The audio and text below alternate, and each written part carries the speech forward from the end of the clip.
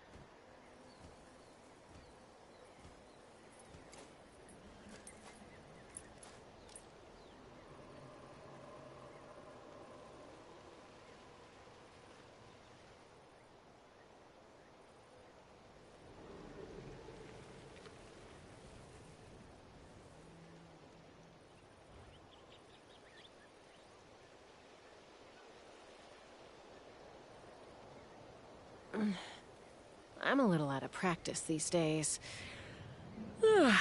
Any conflicts around? I'm in the mood for some peacemaking.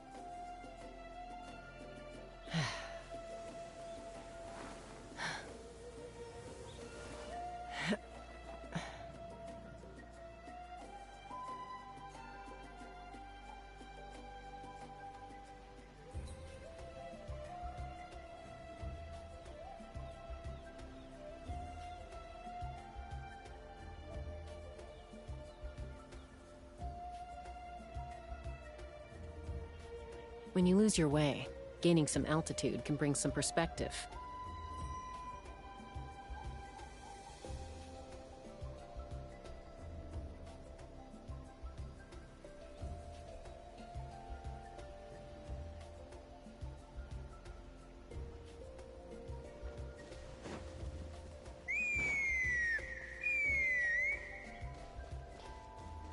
Huh? What's that sound? Seems like it's coming from that bridge.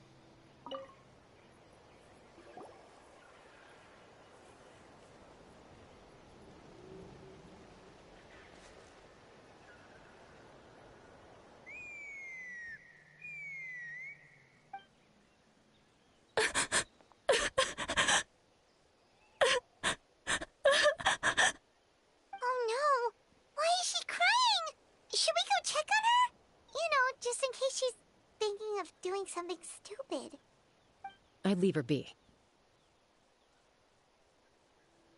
The warriors of the Flower Feather Clan are a proud bunch who never show their vulnerability in public, even if they've gone wingless. Oh, Chasca? Good to see you again, Traveler and Paimon. Before we carry on, let's get a little further away before Koyer notices us.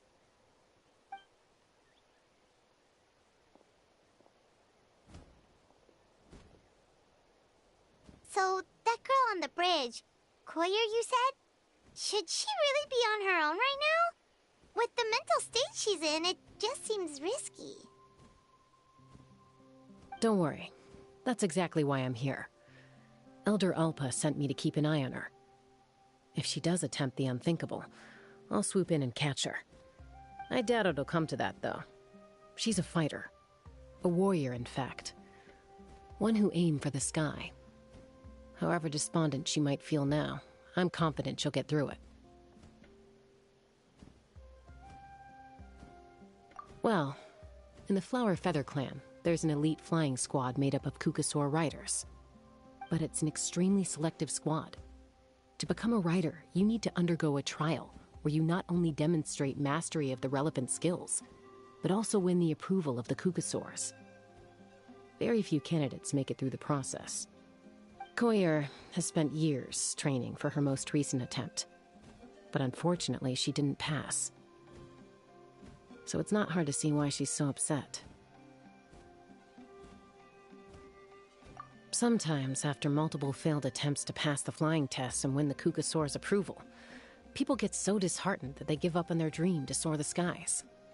They resolve to quit trying for good. We call those people the wingless. Do they get expelled from the tribe? What? No, of course not. They're still prized warriors. We have a saying, just as the Kukasaur treasures every feather on its body, so the tribe treasures each one of its children. This hits even harder in the wake of the war. All of our young warriors carry the future of our tribe on their shoulders. Besides, every Kukasaur falls from its nest before it learns to fly. It's practically a rite of passage. Likewise for the wingless, we always hold out hope that one day, when they're ready, they'll rekindle their dreams and keep trying. Until then, all we can do is quietly watch over them from a distance. Just like I'm doing now. Ah, okay. Paimon hopes she'll get back on her feet soon. Well, from the sound of her whistling, her confidence has been seriously shaken. No Kukasaur is going to respond to a call that sounds like that.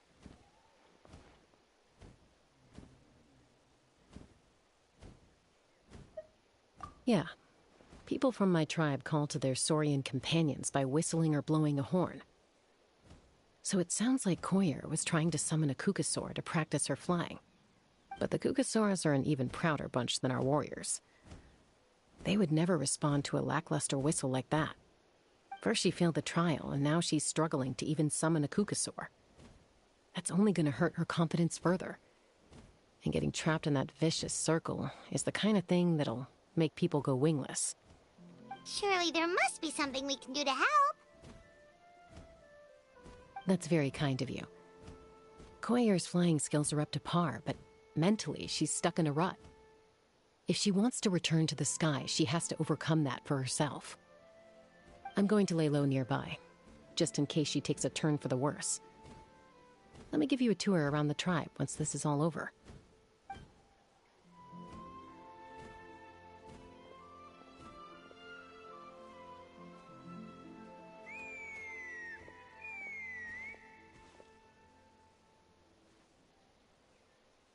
Koyer still isn't giving up.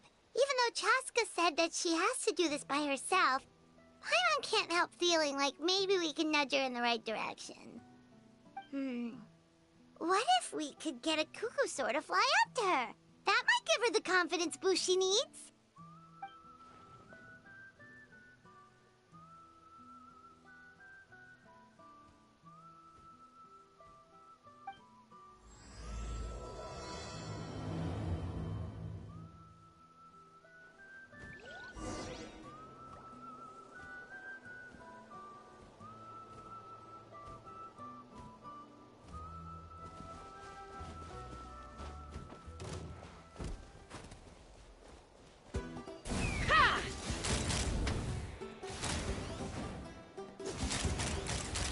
Open fire!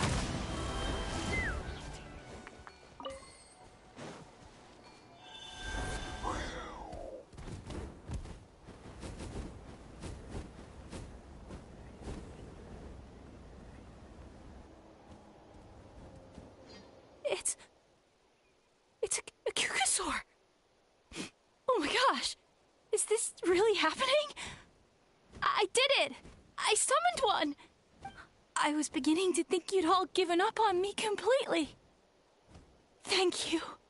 Oh, thank you.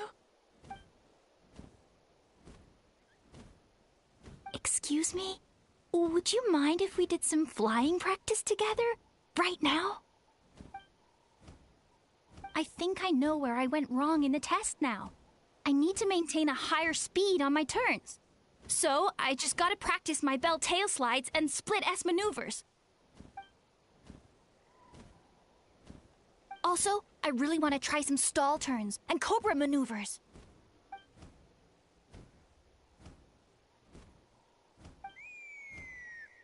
Huh? That sounded like a whistle. Is someone else trying to summon a Kukasaur? Hey! Wait! Wait!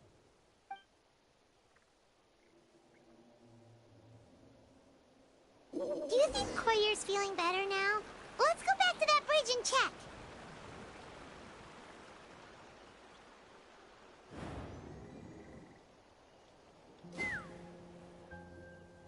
Chasca! I summoned a Kukasaur! They do still respond to me after all! Although, unfortunately, someone else summoned it away again before I had a chance to go for a flight. Oh, really? That is unfortunate. But if you can do it once, you can do it again. Keep at it, and you'll pass the trial eventually. You're right. You know, I almost thought about giving up, but I'm glad I didn't. Hey, Chasca, how's Koyer doing? Huh? Who are you? And how do you know my name? These are my, friends.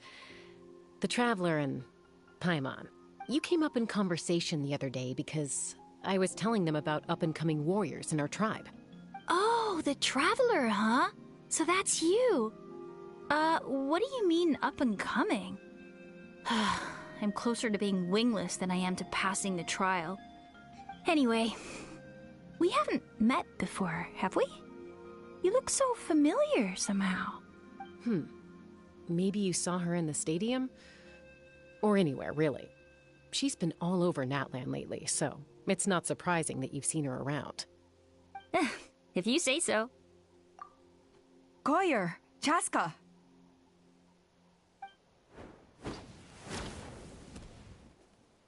Here you are. I've been looking everywhere for you two. Oh, Elder Alpa! What's the matter? I thought I should tell you myself. We're going to redo the flying trials. Redo them? How come? This is so unexpected. And I can't believe you came out here just to tell us that in person. It's embarrassing to admit, but due to time constraints, we didn't do a proper inspection of the arena before the last round of trials began. Then we started to notice many candidates performing worse than expected. So we redid the inspection afterwards and found a number of issues which likely impacted candidate performance. This was entirely our mistake, and I apologize unreservedly. I know it doesn't make up for it, but I thought bringing you this message in person was the least I could do. Oh, okay. Chasca, these people you're with, are they the Traveler and Paimon? Huh? You've heard of us? I have indeed. Gathering intel is an essential part of being a warrior. Plus, you've already made quite a name for yourself in Natlan. Actually, I've been meaning to invite you to enjoy our tribe's hospitality for some time. Hospitality? Oh, that includes food, right? Of course it does. If you let us host you, you'll be treated quite lavishly. Mighty warriors are highly revered in our tribe. Besides, we still owe you for your help during the war. Without you, we would have suffered far worse at the hands of the Abyss. So I like the chance to show you our gratitude on behalf of the whole tribe. Mighty warriors, plural? So Paimon counts too? Paimon's starting to like you a lot. That should go without saying. Your flying skills are the envy of our tribe. The Flower Feather clan seems like a really nice bunch of people. We definitely need to take her up on this offer. Well, I'd love to stay, but I'm afraid I still have to inform the other candidates about the retrials. With our younger generation's future on the line, there's no time to lose. Wait, Elder Alpa! Let me help! The sooner everyone gets the news, the better! Very well. In that case, Chasca, could I leave you to entertain our guests? Sure thing. Okay. Let's meet by the Obsidian Totem Pole later. Koyer, let's get going. Okay.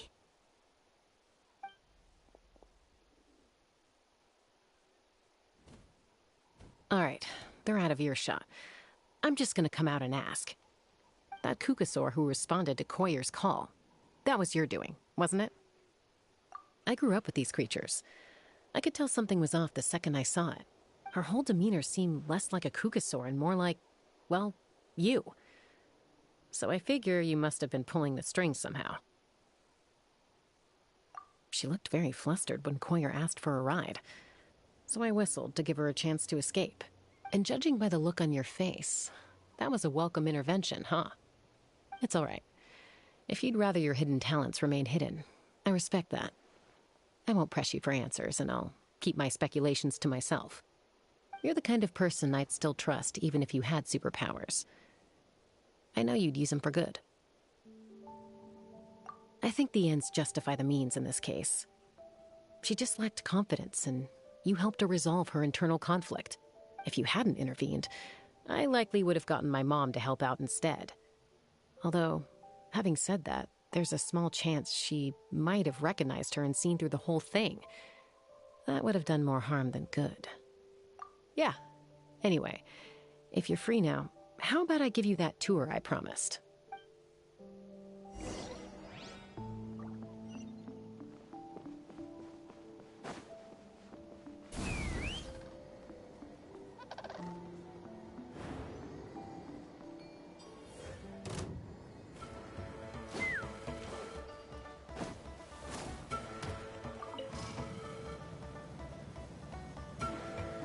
Let's fly!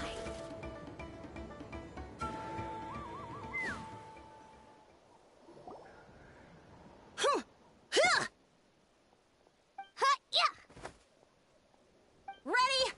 I'm gonna get you! Uh-oh. Are they fighting? Should we try and break them up? They're fine. Just doing their daily combat training. Combat training? A little young for that, aren't they? Not to us. We're a tribe of warriors. In ancient times, we were the most elite troops in the nation, responsible for patrolling and defending all of Natlan. And even though times have changed, we've kept our martial spirit alive. Hey, is that Chasca? Jessica, you're back! Oh, can you come train with us? Now's not a good time, I'm afraid. I'm showing the Traveler and Paimon around. Maybe next time. The Traveler and Paimon? Wait, you mean that legendary warrior and legendary flying expert? Legendary? Yep, that's us, all right. Awesome. It's so cool that you can fly without having to ride a Kukusaur.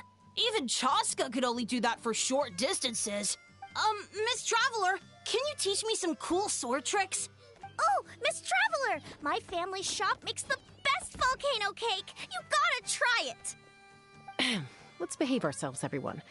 These people are here as our guests. They're going to meet Elder Alpa in a few minutes anyway.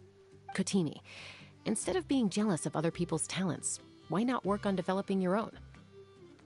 Kapak, there's no point in trying any cool sword tricks until you've mastered the basics. Have you done all your sword drills today? And Yatlan, easy does it, okay? Not every conversation has to turn into you plugging the family business. Okay. Sorry about those kids. They just got overexcited when they heard your name. Hope it didn't bother you too much. This is a volcano cake that Yatlan forced into my hands. She said to think of it as an apology gift. Whoa, it smells amazing! Traveler, you want some? Well, that's good. Yatlan will be thrilled. By the way, Chaska, those kids really adore you. You're way better with them than Paimon expected. Paimon figured you'd be more... aloof, maybe? Aloof, huh? Well, to be fair, there was a period when I was like that.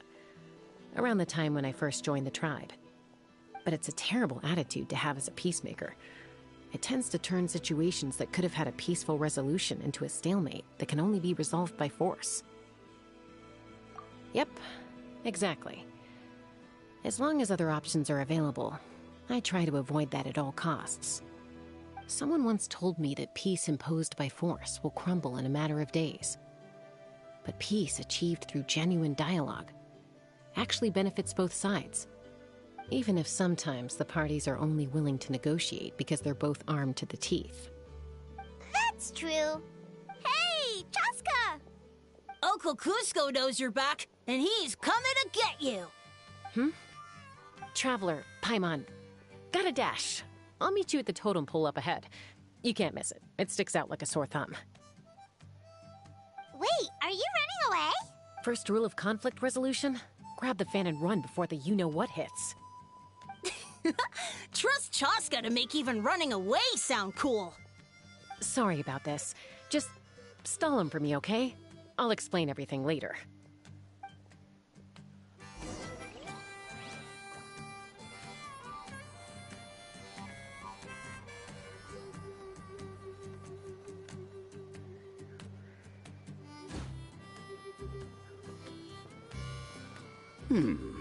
A golden-haired outlander and a white flying object. You must be the traveler in Paimon. I heard Chasca was with you, but I suppose she's run away again, has she? Sorry, who are you?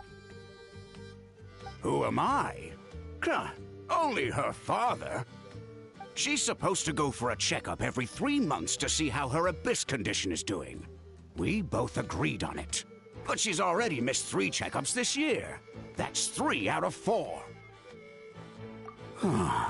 Yes. She got exposed to abyssal energy as a young child.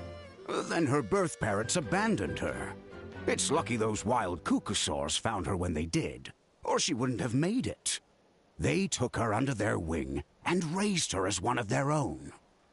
Eventually, some riders out on patrol spotted her and brought her back to the tribe. But she was practically feral at that point. The moment you took your eyes off her, she'd be getting herself into a fight, or she'd run away to be with the Saurians. She seemed to prefer them to her own kind. She might as well have been a Saurian in human form. That must be the aloof period she mentioned, right? We later discovered that her exposure to the abyss had planted seeds of conflict in her heart. So, we started trying to bring it under control. But ultimately, she's the only one who can control it. Anyway, she's much more human these days. Yeah, don't worry about her. She seems pretty stable to Paimon. She's probably only avoiding the checkups because she thinks it'll stop you guys from worrying about her. Yes, I'm well aware of that. She knows she needs to be careful. If her condition ever took a turn for the worse, she wouldn't be brushing it aside like this. It's just, every checkup she's been to, they find new cuts and bruises. Nothing to do with the abyss, of course. Oh no, that's all fine. The problem with her is, she's her own worst enemy. She's been living dangerously again. I'm sure of it. That's why she's avoiding the checkups. She wants to hide it from us. Yeah, Paimon can see her doing that. Oh. In the past, she always had Koichi to keep an eye on her. Now Koichi's gone, and I don't want to lose another daughter. Chasca's been increasingly reckless since Koichi passed. It's like she's trying to make up for it somehow. Next time you see her, please tell her to be careful for me. Even if she doesn't want to hear it. If she doesn't want to do these checkups anymore, that's fine. I just want her to stop putting herself in harm's way.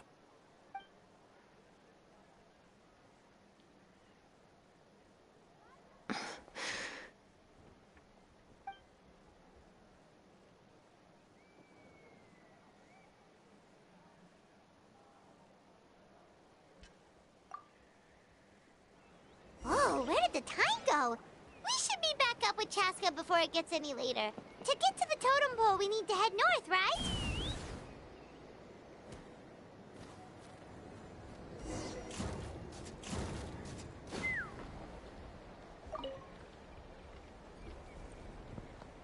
Hey, Chasca! Hey, Alba!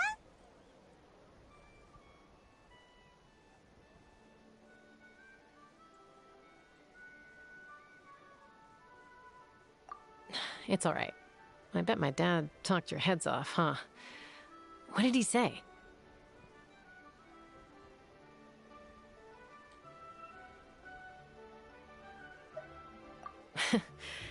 I was sometimes a little impulsive back then. That's putting it mildly. The memories. It feels like it was only yesterday when we brought you back and had Cusco and his family take you in. Back then, no one imagined this feral child would grow up to be the strongest warrior of the Flower Feather clan. Huh? You were the one that brought Chasca back to the tribe? That's right. Elder Alpa was already a veteran rider by then. She spotted me while patrolling from the skies and tracked down my Kukasaur mom. Mom agreed it was time I tried to re-enter human society. But I didn't know the first thing about being civilized. I clashed with everyone who had to deal with me. And look at you now, renowned throughout the land as a peacemaker. How time flies. When the day comes that I can't fly anymore, it will be up to you to look after our tribe and our flying squad. You know me, though. I'm not a natural commander. I'm better off as a lone wolf on the front line. So stick it out at least a few more years, okay? Give Koyer and the others time to come into their own. Oh, stop. Wait, so isn't the leader just the strongest warrior in the tribe? At least Paimon figured that's how your tribe would work. Strength is certainly a core tenet in the Flower Feather clan. But strength means far more than martial prowess alone. If it all came down to individual strength, I'd struggle to call myself a warrior, let alone a member of the flying squad. Any fighter in the tribe could take me down. Well, sorry to disappoint you. It was something I aspired to at one point. So much so that I went adventuring in the Cinder City, Ochkanatlan, to try and prove myself. But it was foolish of me. I wasn't ready. I came back empty-handed and seriously injured. The fact that I survived was something, I suppose. But after that, I never seriously considered myself a strong fighter. And yet, you still managed to become the leader of the flying squad, thanks to your experience and determination. All while battling those old injuries. Don't you think that's a display of strength in its own right? Let's shelve this discussion for now. Traveler, Paimon, there are some simple refreshments on the table. Please help yourselves. Yes! Paimon was waiting for that part! They were for the snack stomach. The refreshment stomach still has plenty of space.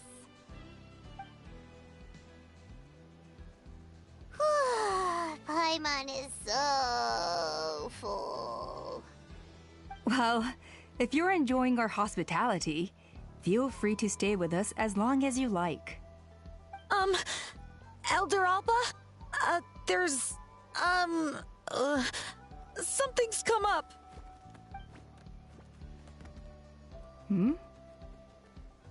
What happened? Is it serious? Shall I deal with it? It's... Some merchants showed up, not from our tribe. They said they're here to discuss some potential collaboration with us. Why now? This is terrible timing. There are a few wingless that we haven't managed to reach yet, and we still haven't inspected the retrial arena.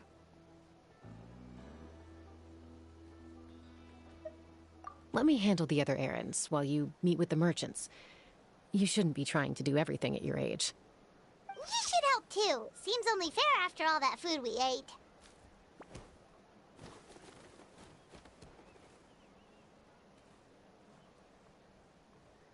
Huh. Well, much obliged. Chasca, the remaining wingless are all people you know. Let's see. Pishika now manages the floating target balloons. Waska's probably still addicted to eyes on the feathered prize, and Junon spends her days up on the flying platform, staring at the Cinder City. I'll leave you to tell them the news.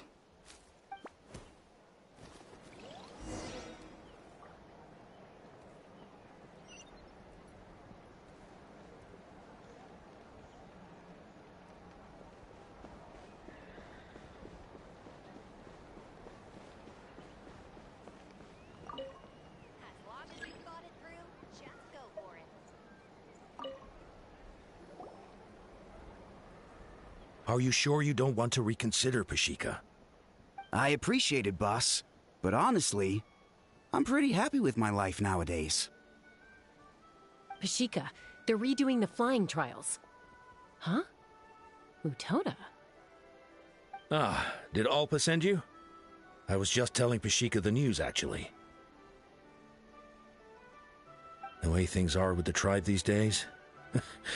I mean, you don't need me to tell you.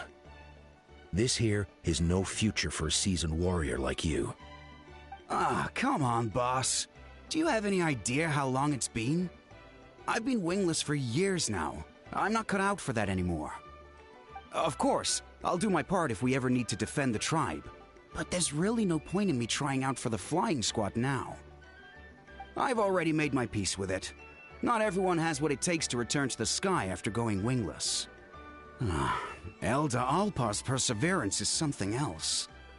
And it's okay if I'm not destined for greatness. I might not have the Kukasaur's approval, but with my hot air balloons, I can still reach the skies. Handling these balloons every day, seeing how the customers react, the looks on their faces, that's enough for me. Finding something you love doing can be just as hard as passing the flying trial. It's worth holding on to. Fair enough. It's your choice. I won't force you. Oh, by the way, you should try taking a balloon ride if you've got the time. Once you've been up there for yourself, you'll see why I love it so much.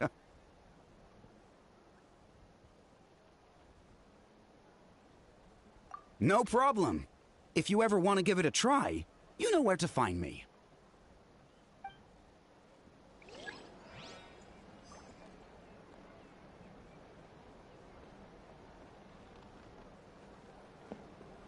Let's fly.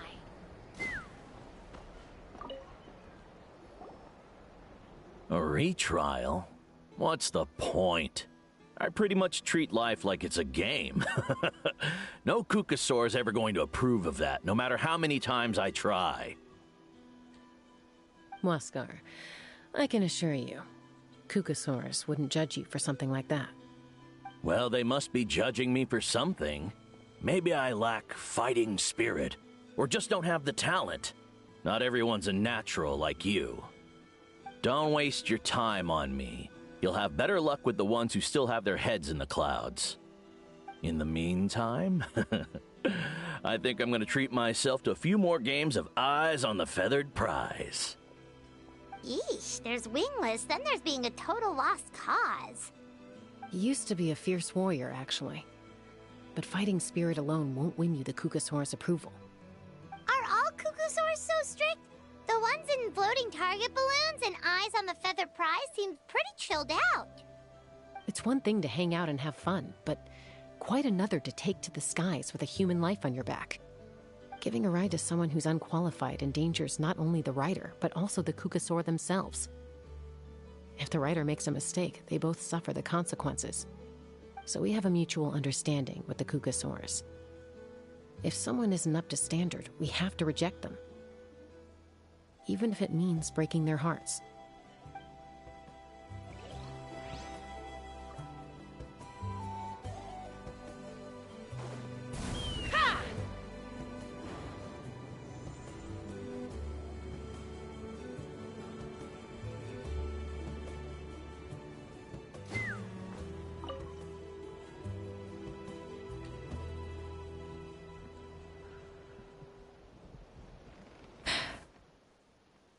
Hey, Junan.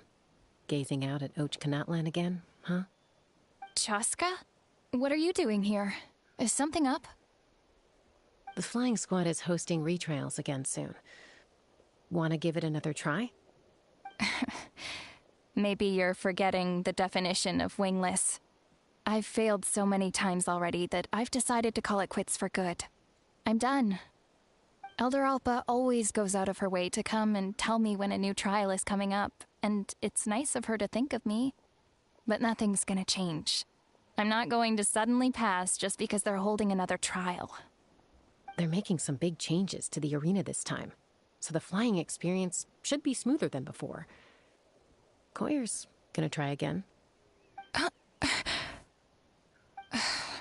No, Forget it.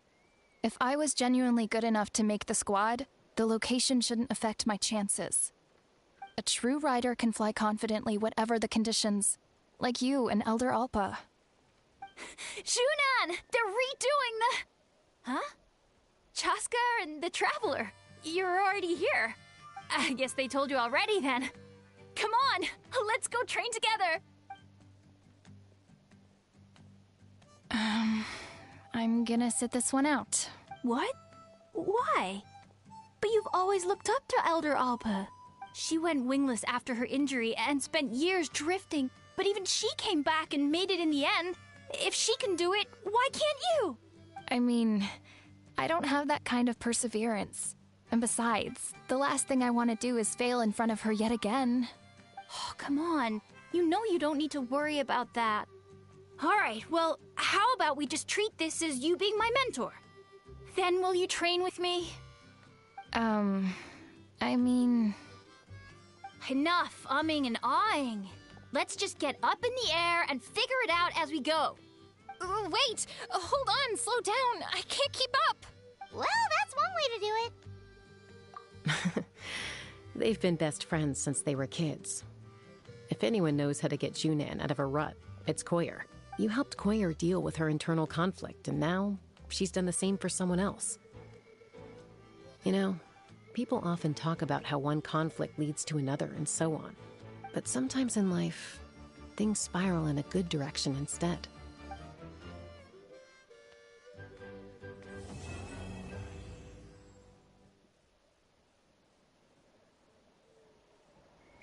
We've notified all the wingless on the list now, right? Where to next? The trial arena. It's not far from the tribe.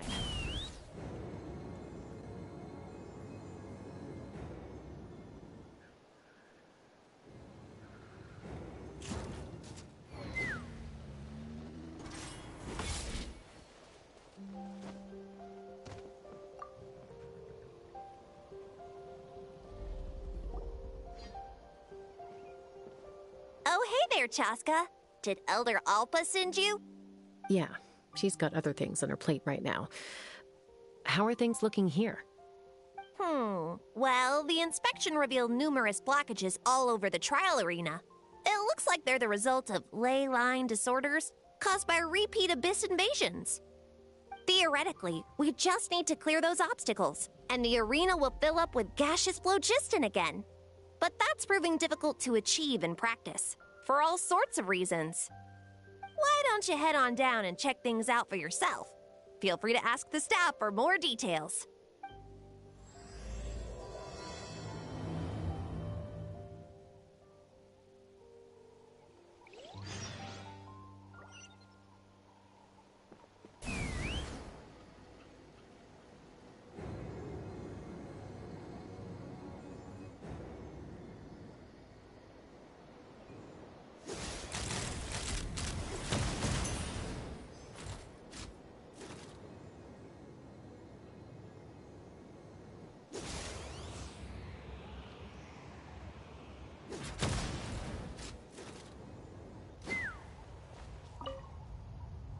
How strange.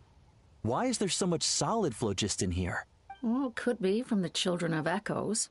Maybe it got swept up here due to the ley line disturbances? And I did see those strange markings on the cliff. I can't think of a way to resolve this. Short of going all the way to the Children of Echoes to borrow it to Petlisor.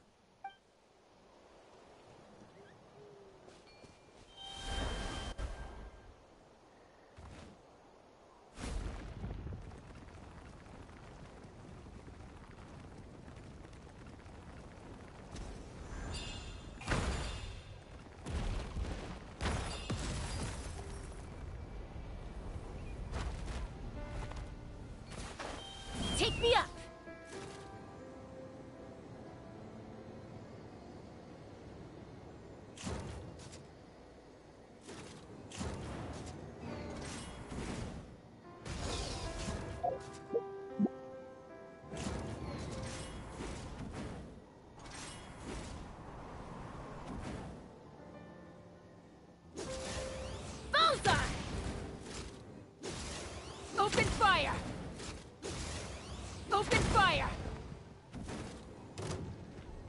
Hey! Monsters!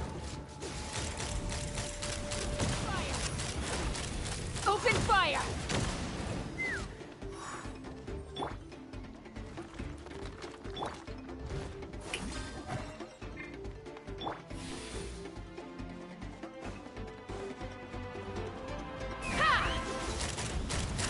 Open fire! I thought I was done for. Oh, this spout should be good now.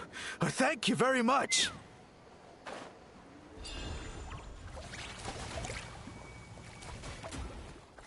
Take me up!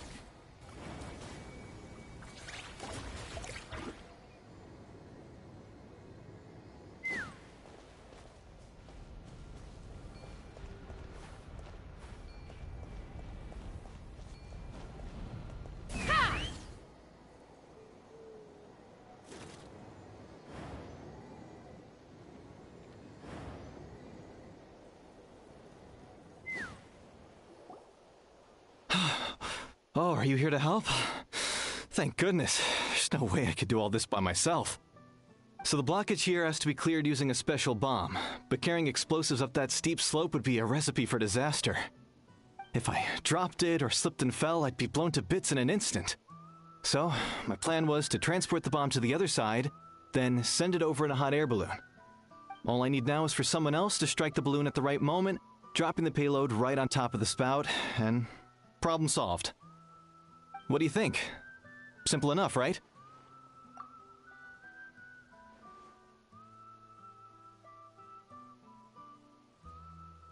Huh? Oh, that one. No, I've got no idea who that belongs to. Or how they got it up so high. I just wish I could fly up there and check out what kind of tech they're using. Ah, well. Getting the trial arena back in order is more important. I'll head over and set up now. Let me know when you're ready.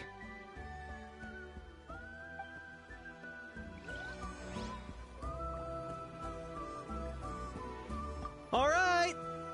Get ready!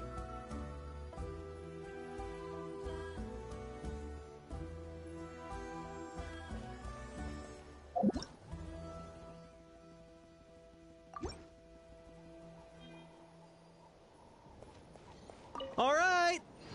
Get ready!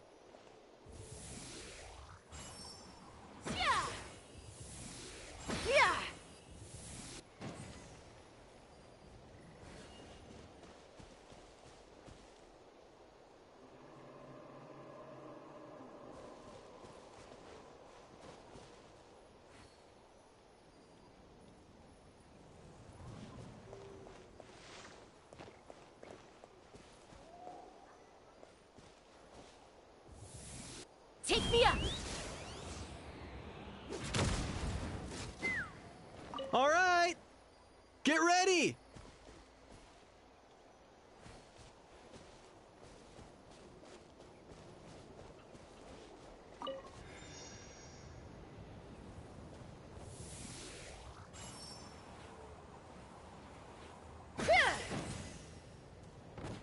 The gaseous phlogiston is being replenished.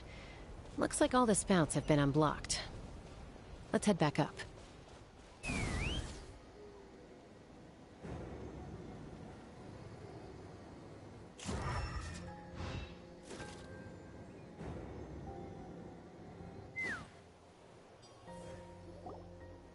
Wow, you took care of everything in no time at all. Incredible work. Now we just have to wait until the gaseous phlogiston is fully replenished. Then we can kick off the retrials. Actually, Inkanek, I'd like to do a test flight first, just to make sure we're not missing anything. Could you arrange that for me? Huh? But you only just finished getting the arena ready. There could still be other hazards we're unaware of. All the more reason to have me test it out. Think of it as another inspection. I guess you're right. With your flying skills, you won't be in any serious danger, even if there are hazards we overlooked. The conditions in this area seem a little unstable, but a test flight is the only way to catch any lingering issues. All right, I'll get things set up for you. Just let me know when you're ready.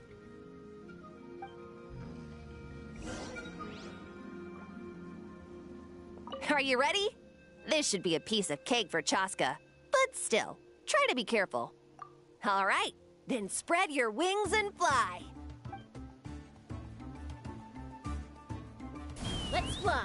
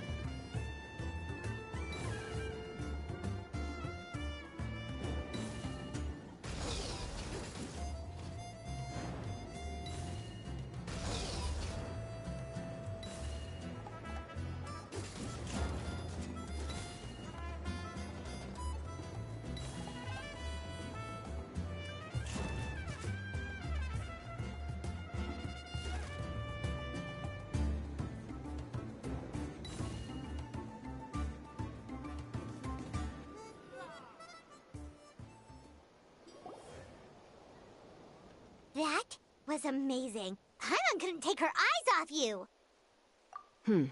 No, nothing major.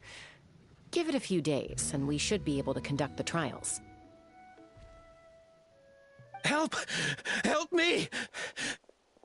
You're from the Flower Feather clan, right? Please, come quick, you've got to help us! Catch your breath first.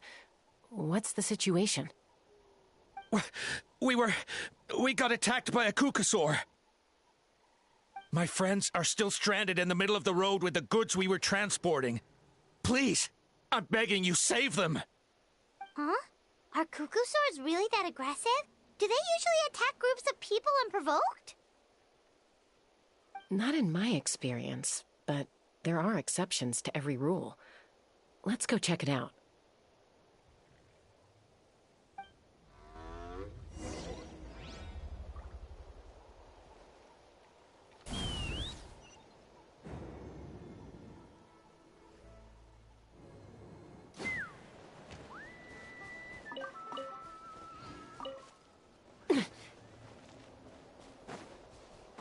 Ouch! I've never seen...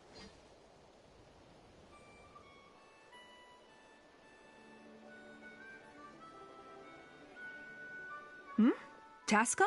Traveler? This is a surprise. Elder Alpa? Huh. So, where's this aggressive Kukusaur we've heard about? Already flew away. Looks like it backed off once it realized that reinforcements were coming. So why do you think it attacked these people in the first place? Was it after the food? No. These merchants are even transporting food.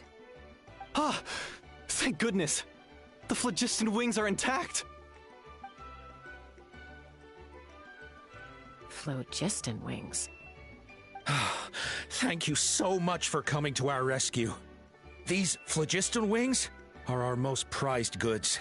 If anything happened to them, it would ruin us. Wait a minute. Are you the merchants that were looking to collaborate with us? Wormy told me about you. Yeah, that's us. So I take it you're Elder Ulpa? I am. You must be exhausted from your journey, not to mention shaking up from the attack. Let me bring you back to our tribe to rest. We can talk business after you've recovered. But Elder Alpa, what about the Kukasaur attack? Well, our guests here weren't seriously injured, and their goods are intact. Perhaps that Kukasaur was just having a bad day. There are so many of them around here.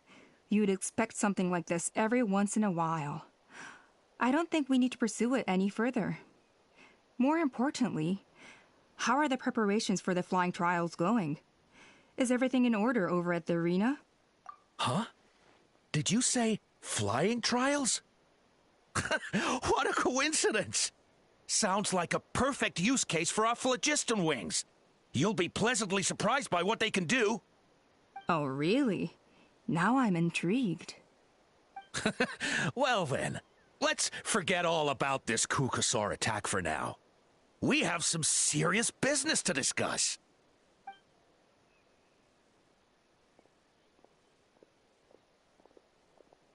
Huh?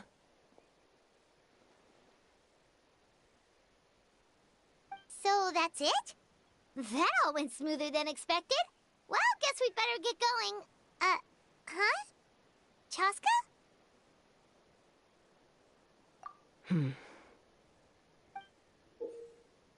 A blood-stained feather.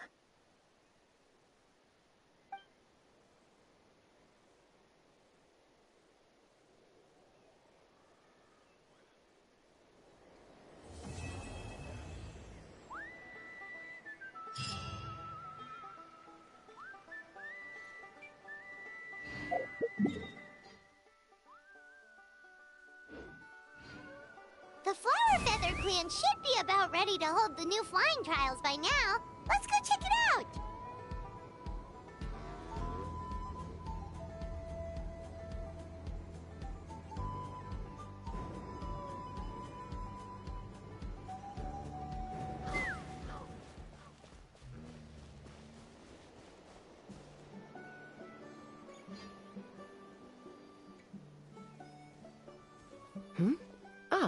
Traveler and Paimon. You came. Yep, and it looks like we made it just in time! Although, can't say the same for the Kukusaurs. Bit of a low turnout, huh? Yeah, you'll see why soon enough. All right, get ready. 3, 2, 1, fly! Whoa! We're really flying! I feel light as a feather. I'm flying without a Kukasaur. These phlogiston wings are awesome! What's going on? Paimon can barely believe her eyes. How did they fly all on their own?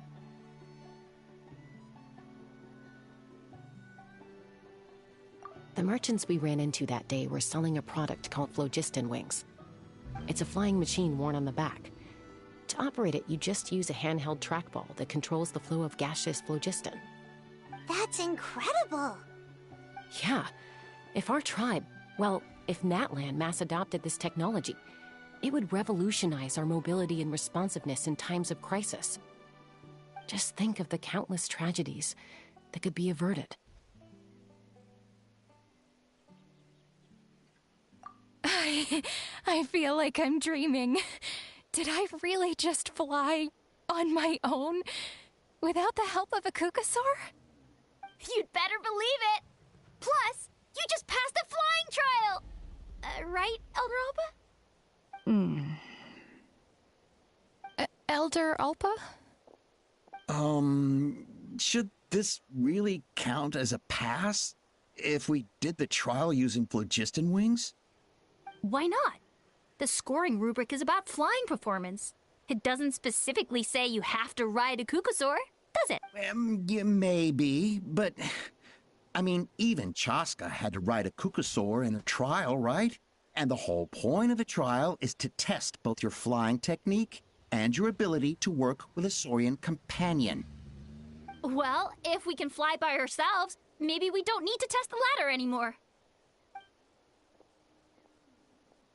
Chasca, Traveler, what are your thoughts on this new invention?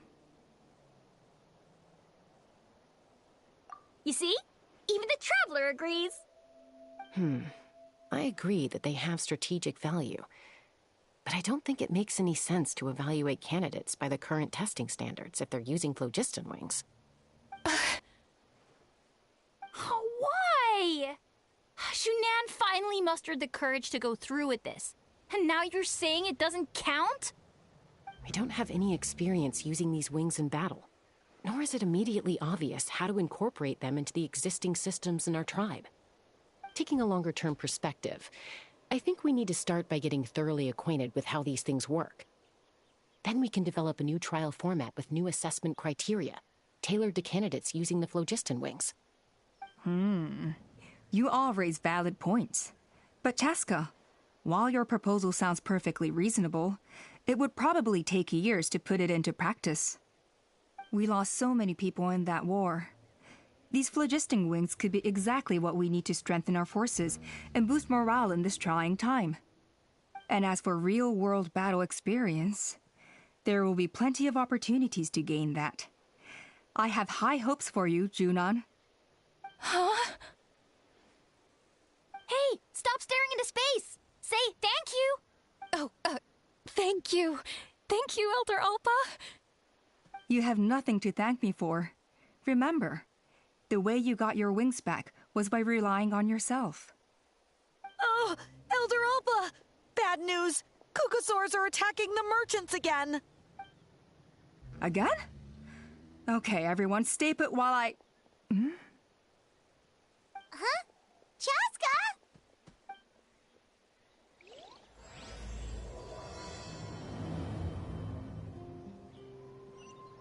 Why did Chasca rush off like that? And then Elder Alpa and the others too? Anyway, let's go see what this is all about.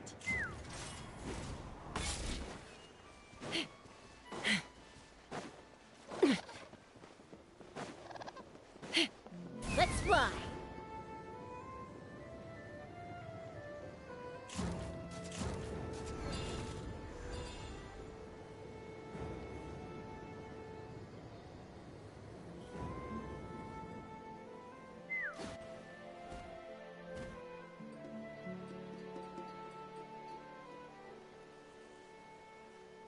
Oh, it's back!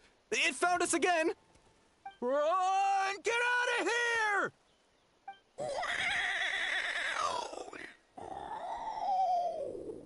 Curses! She's really riled up this time. Hey! Stop running! We'll never outrun a creature with wings!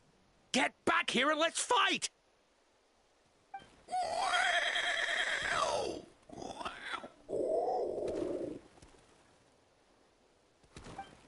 Stop! All of you! Chasca! Oh, wonderful! Quick, get rid of that thing!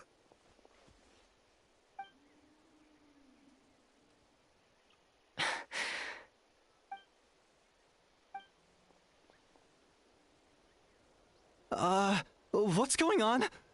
Why isn't she doing anything? So it really is you. Sister. Wait, sister? That Cucosaur is Chasca's sister?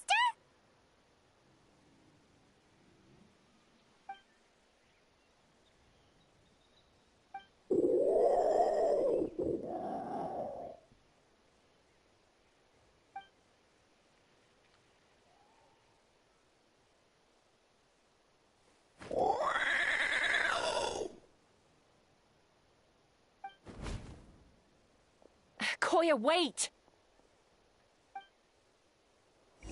Is Chasca gonna be okay? Should we go check on her?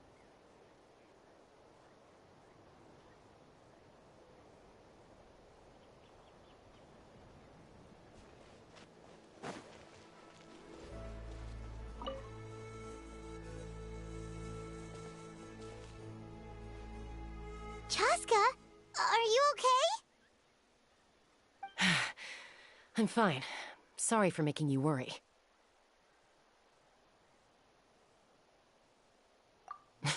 No point. She's an expert at hiding her tracks. Once she's shaken you off, you'll never catch up to her. At least, I always used to lose to her at hide-and-seek when we were kids.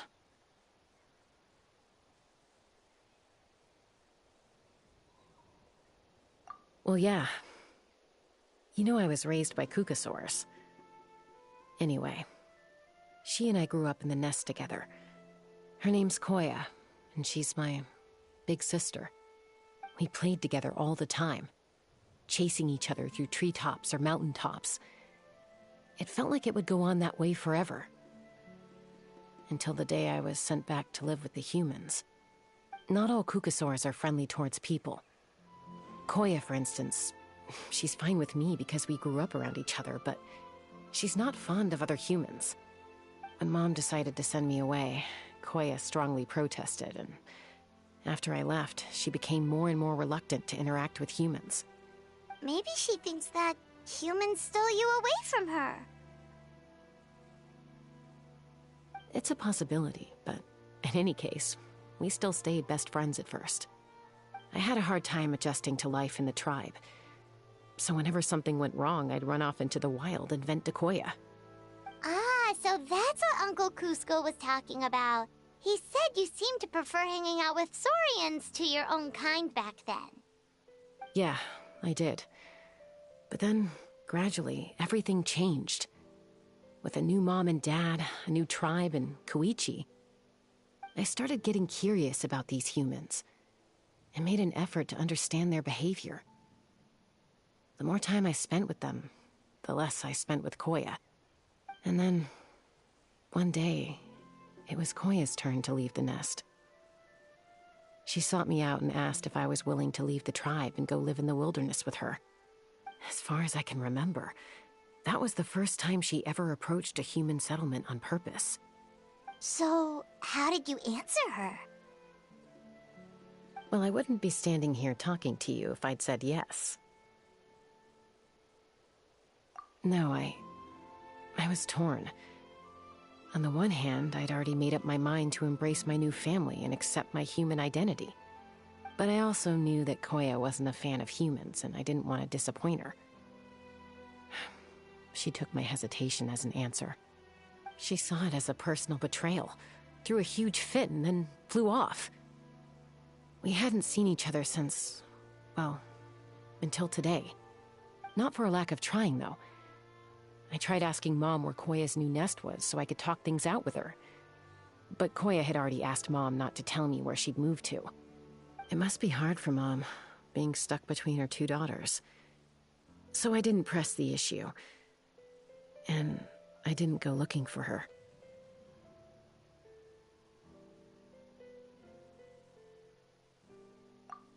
If things carry on like this, I need to make sure I find her before anyone else, even if she doesn't want to see me. For now, let's bring the wounded back to the tribe, and see what Mutota and Elder Alba have in mind.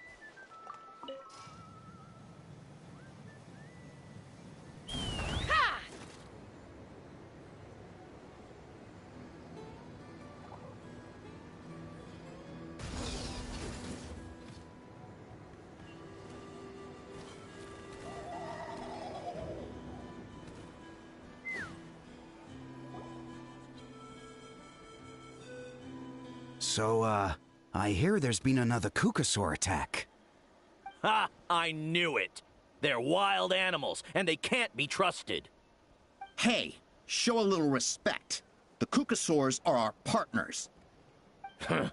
Maybe in the flying squad, but they don't give a hoot about the rest of us. Well, now that we have the phlogiston wings, do we even need the Kukasaurs anymore? Are you kidding? How are we supposed to protect our tribe without them? I didn't mean it like that. Huh? Protect our tribe? Or are you just scared that your precious flying squad will lose its prestigious position? You take that back! Things are changing so quickly. Chasca, there's a conflict emerging there. Aren't you going to nip it in the bud?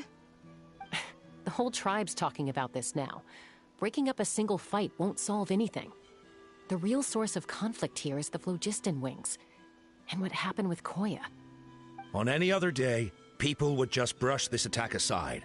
After all, clashes between wild Kukasaurs and humans are no more common than those between people. But now that the phlogiston wings have entered the equation, it's sparked a debate over whether our tribe needs the Kukasaurs at all.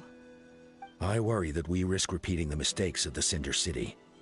Back then, Lord Ochkon's hatred of the Saurians nearly destroyed the peace forged by the Pyro Archon. Chasca, to prevent things from deteriorating further, I'd like to task you with restoring peace to the tribe. I will. Traveler, you've already done so much for Natlan, and the Flower Feather clan has no right to ask more of you. But... thank you. And don't forget about Paimon! Just leave this to us! This whole situation has unfolded so quickly that it's put us on a back foot. To tell the truth, it makes me a little suspicious. You think someone might have orchestrated all this? It's possible. Leave it with me. I'll look into it. Also, Chasca, could you try to keep a low profile while you're out there digging around? We don't want to give our hand away. I'll do my best. Okay, so where should we start? This all began with Koya's attacks. If we can find out what led her to do it, that should give us something to work with. Unlikely. Given how she reacted when I showed up, I don't think she's forgiven me. If you want to resolve a conflict through dialogue, sometimes you need a third-party facilitator. Let's go see my mom.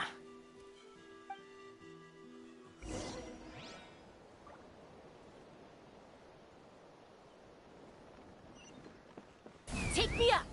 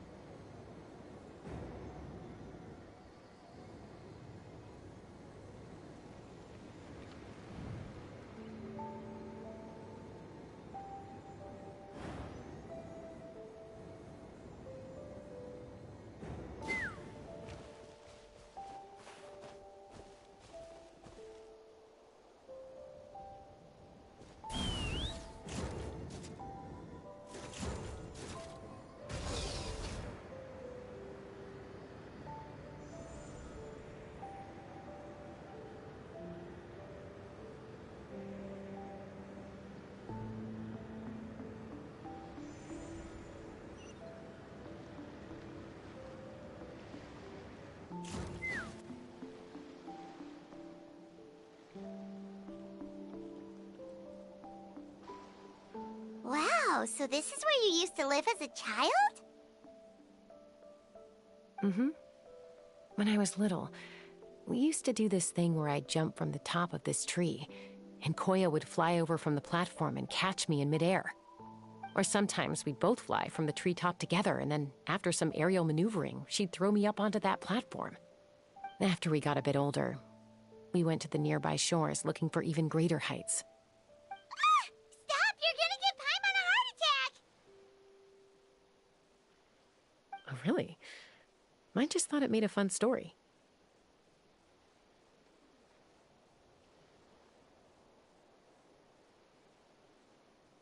Then I'll share more with you when there's time. Anyway, back to the matter at hand.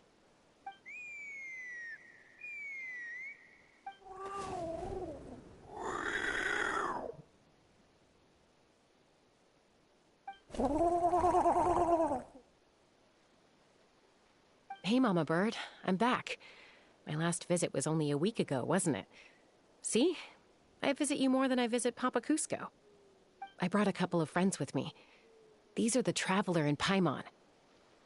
Traveler, Paimon, this is my mom. Her name is Chimpu. In the human tongue, anyway.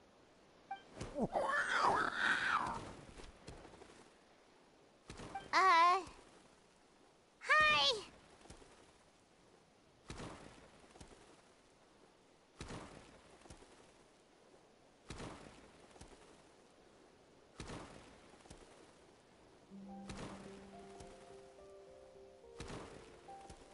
No, not really. I don't speak it as such, but I can sort of get the gist. Although only with Mom and Koya, since I spent my formative years with them. Even then, it's basically a best guess based on their sounds, body language, and expressions. Seems to work about 9 times out of 10, anyway. As for whether Mom understands me, I can't always tell. But somehow we still managed to communicate. Call it the family bond, I guess.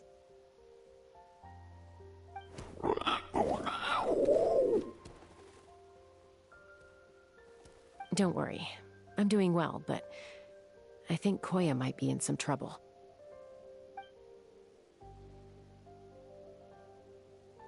I know she's never been a fan of humans, but she's never deliberately attacked them before either. What's behind this sudden change?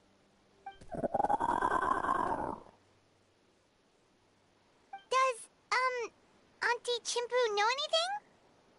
Doesn't look like it. Koya hasn't visited her in a long time. Then, could you please tell me where she's living nowadays? I really need to talk to her. If this animosity between her and the tribe continues, then the next time there's an incident, I don't know if I'll make it there in time.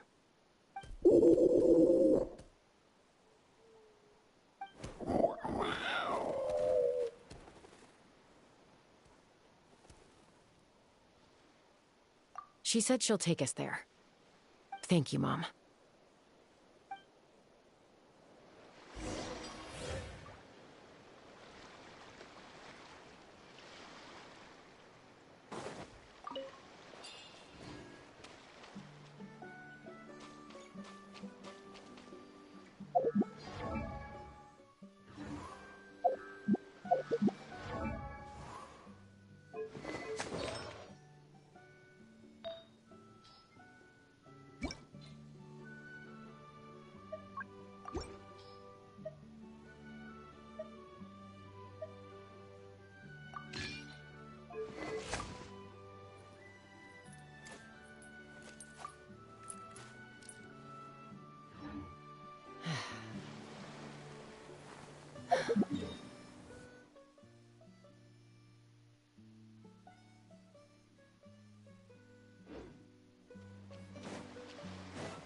Let's fly!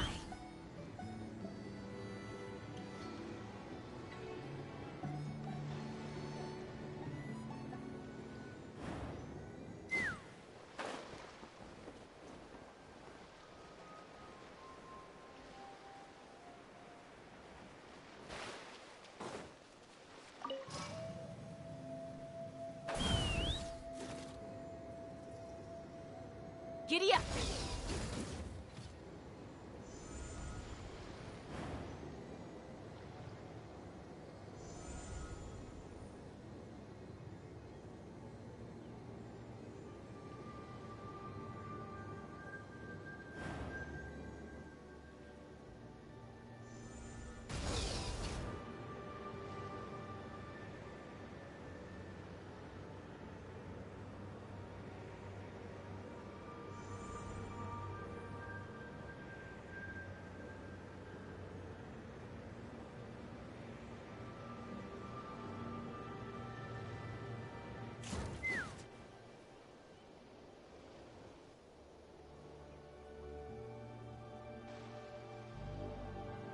This is a really remote location. Guess she was trying to get as far away from humans as possible.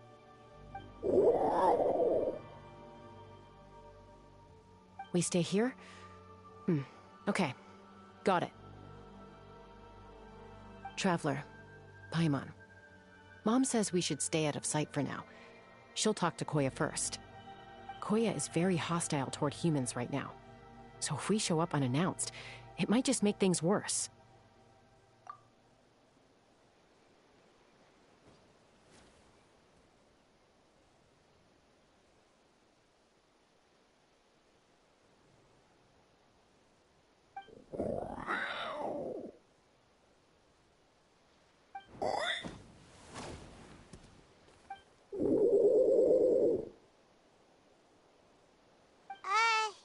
Any idea what they're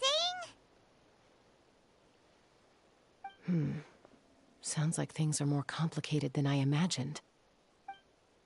There's evidence in this area suggesting that Koya might have been the victim of a human attack.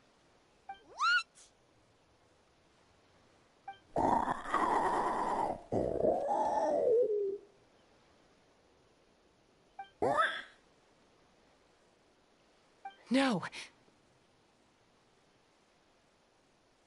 It's Chime, Koya's child. The attackers kidnapped her. They came over the sea, under the cover of night, and they took Chime. What the heck? Who would do such a thing? I searched day and night, and finally found them.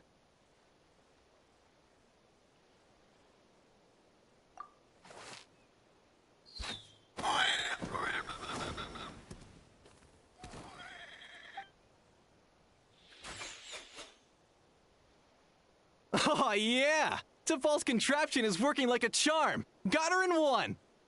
Hey, there's another one! Wait, is that the one that got away last time? Who cares? Just get them all! T'Pol pays us per catch!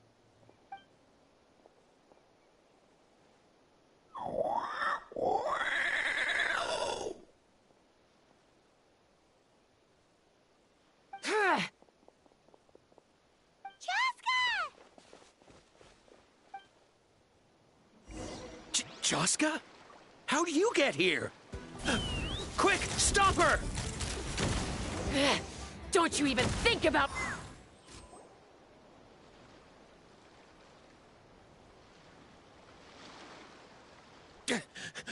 Don't come any closer, or I'll... Go, Phlogiston Wings! Take me out of here! Uh-oh, looks like it malfunctioned. This is bad. Mom and Koya are already injured. And if that thing explodes right next to them... Help! Elemental energy suppresses it! Please, someone! Get back!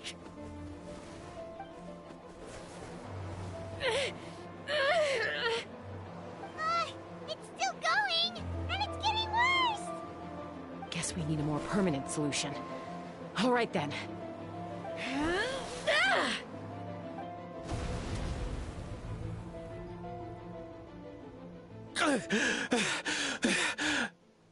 That was too close.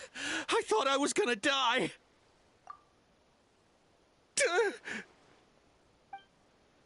Answer us honestly. Were you the ones who attacked Koya before?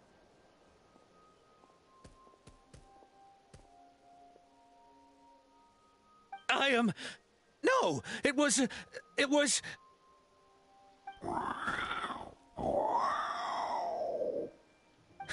Well, she says it was you. Just tell me, who sent you here? It was T'Pol. He told us to catch all the wild Kukasaurs we can find. And he also said that this Kukasaur has become a thorn in his side, so it needs dealing with urgently. T'Pol? Huh. Sounds familiar. But where from? Well, he tends to send his orders in writing. He pretty much never communicates with us in person. When he does, he wears a mask to hide his face.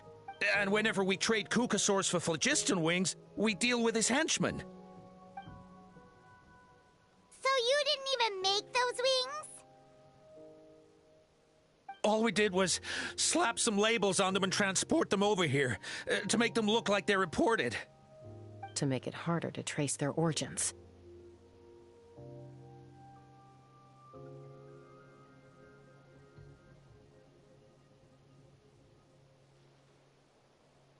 I don't know, honest! Well, that's mighty convenient, huh? What about if I held a gun to your head? Would that change your answer? No need. I'm sorry. I'll tell you everything I know.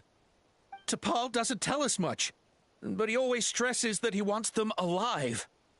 So that gives us some clues. This is just a best guess, of course, but we suspect that the gaseous phlogiston stored in the trackballs is drawn directly from the Kukasaurs. What?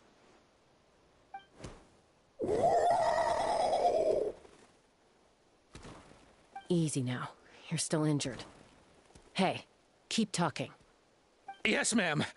So, the gaseous phlogiston has to be highly refined in order to power the phlogiston wings. The slightest imperfection can have disastrous consequences, as you just witnessed. But the Kukasaurs have a natural ability to process gaseous phlogiston. So, if you use them as an intermediary, then...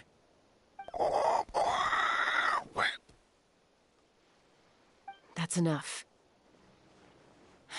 So the Kukasaurs you took, where are they now?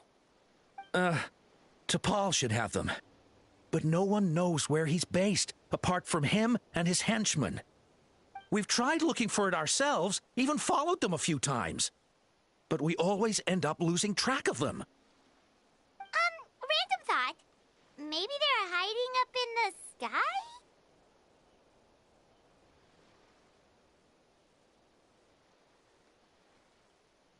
T'Pol. T'Pol. I'm sure I've heard that name.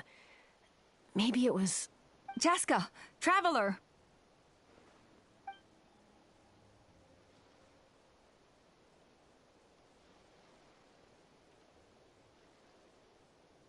That voice! It's Alpa!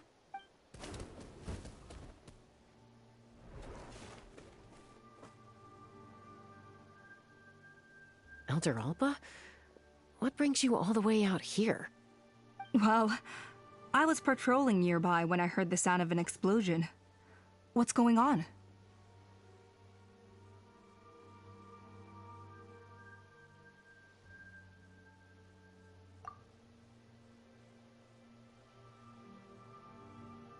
I don't believe it.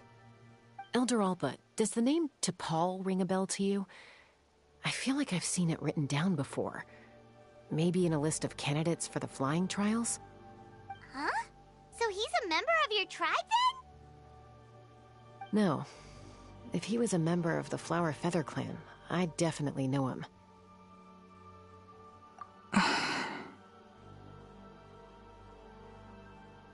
Now that you mention it, I do remember a young man from outside our tribe who came to participate in our flying trials once.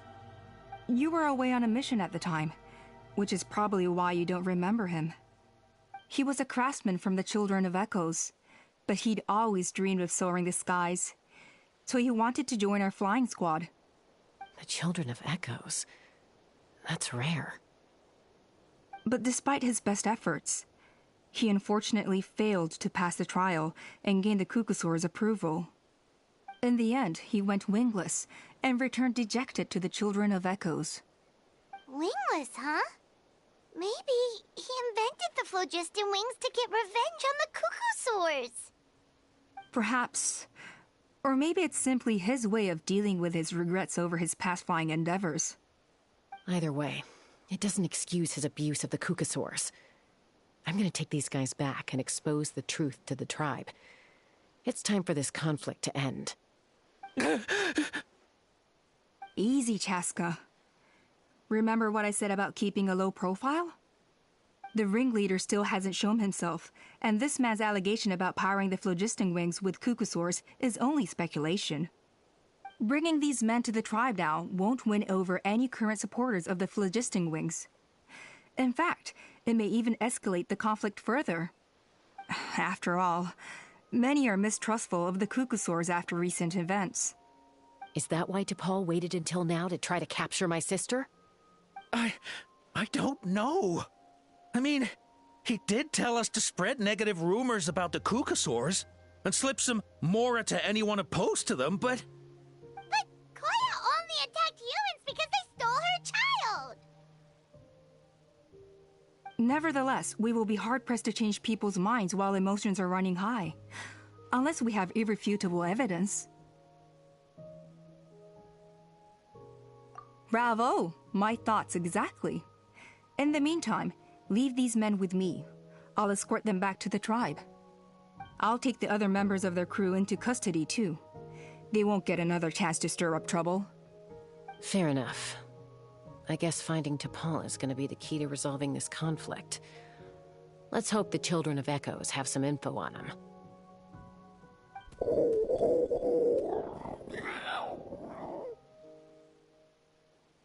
Sorry, whatever it is, it'll have to wait till this is all blown over. I have to fix this situation before it spirals out of control.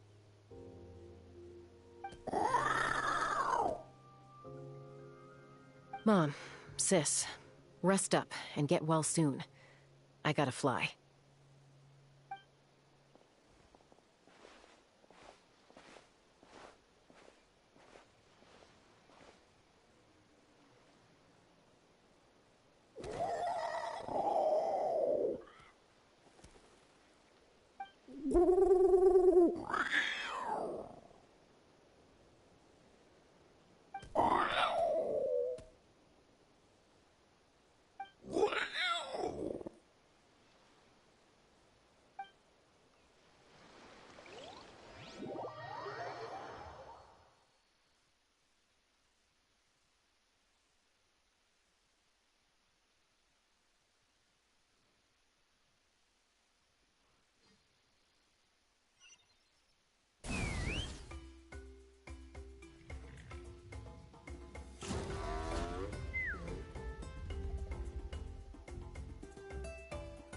So Alpha says that T'Pol's from the Children of Echoes. But how do we track him down? Just ask around until we find him? Let's start by talking to someone we know. It'll be faster that way. At this time and place, I'll bet the easiest person to find is... Wakey, wakey, Shilonen! Oh, it's you. Okay, give me a second. I'll come down.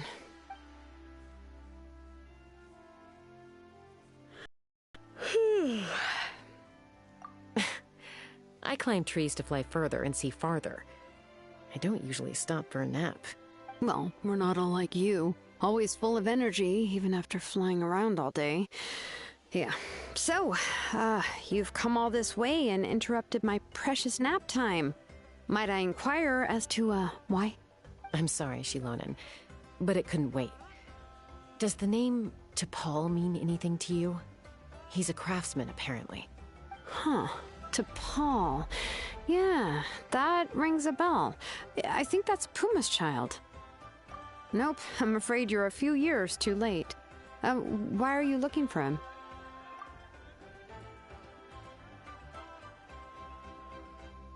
Huh, phlogiston wings. Wow, okay. The kid actually pulled it off.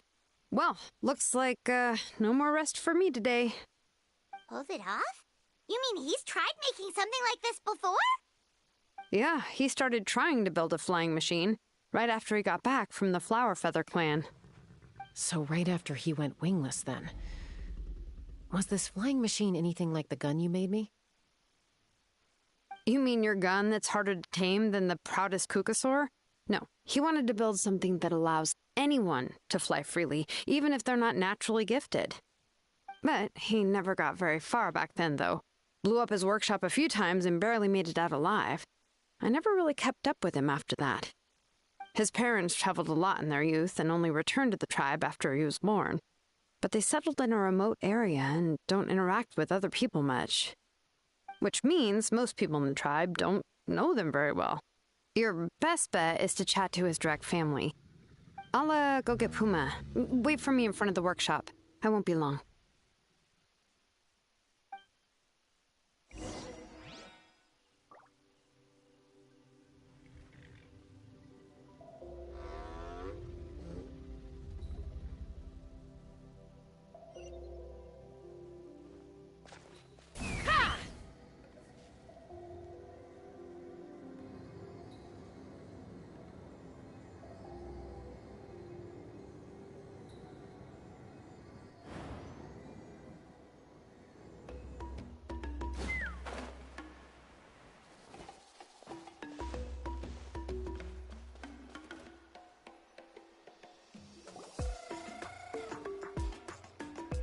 I'm back.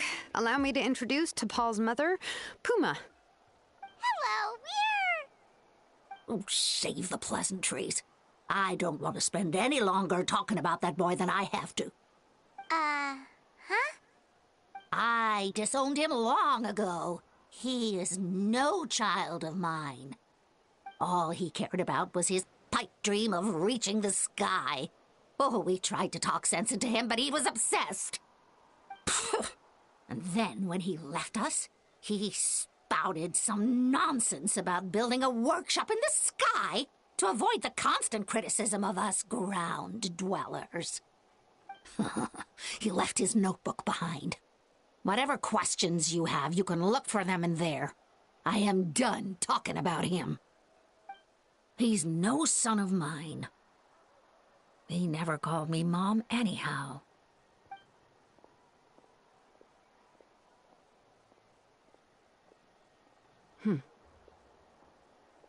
Wow, they've really fallen out. Paimon sure wasn't expecting that. Her husband, T'Pol's father, he passed away recently, and T'Pol didn't even bother to show his face at the funeral. If you ask me, that was probably the final straw for Puma. I'll go keep her company. If there's anything else you need, just come and find me.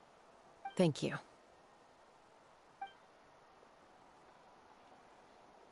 Okay, so this notebook is the only lead we got now, right? What's in there?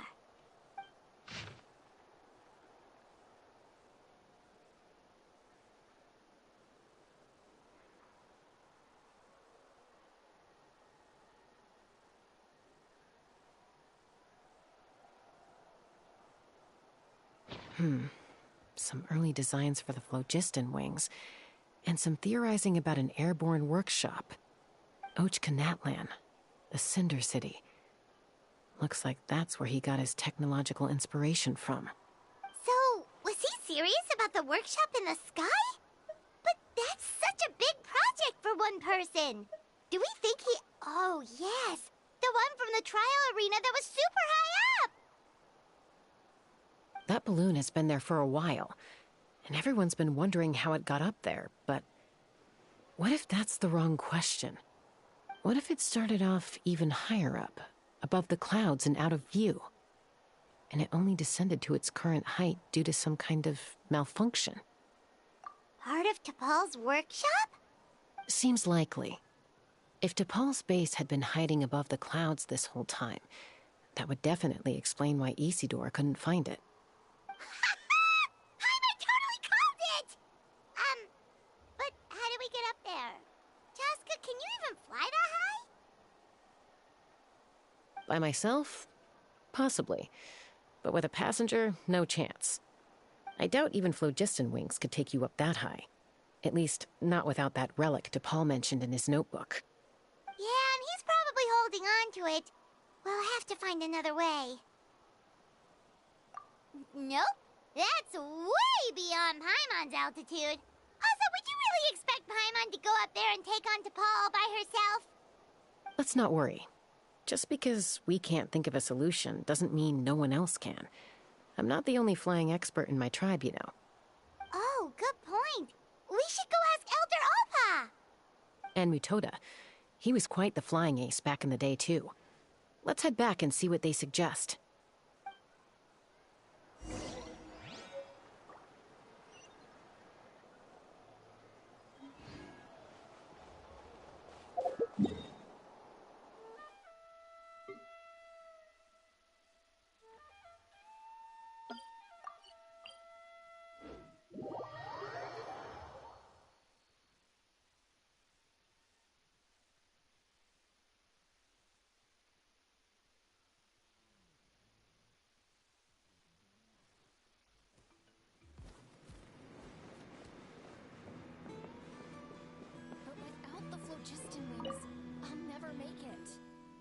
Chasca, you're finally back.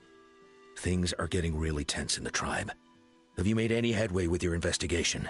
Some people even think we arrested the merchants just to support the flying squad and crack down on the phlogiston wings. We found some promising leads, but there's a major obstacle standing between us and the irrefutable evidence we need.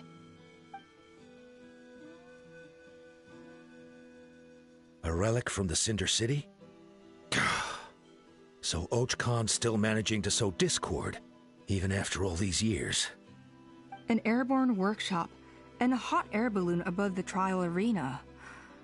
And that's where you're trying to get to now? Neither phlogiston wings nor a Kukusaur can take you that high up. Do you really think that's where T'Pol is hiding? You know what? There might just be a way. Really? do you still remember those spouts in the arena? When they were all blocked, the gaseous phlogiston was trapped and unable to flow. But now, it's flowing freely. If we were to block them up again... You mean all of them except the one at the very top of the arena? To build up the pressure there? Precisely. With all the gaseous phlogiston flowing through one spout, it would create a high-pressure wind current. And then we just ride it up into the sky! Yes, it has its risks, but with Chasca's abilities, I think she could manage it. It's an extremely risky approach, but I agree that it's feasible. If you want to give it a try, check with Inkanak at the trial grounds. She can explain how to block the spouts. Chasca, if anyone has a hope of seizing this evidence from the high heavens, it is you.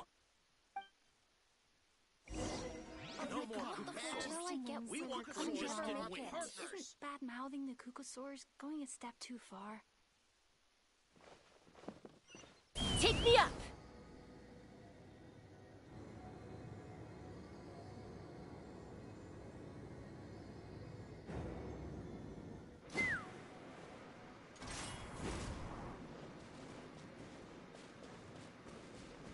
Let's fly!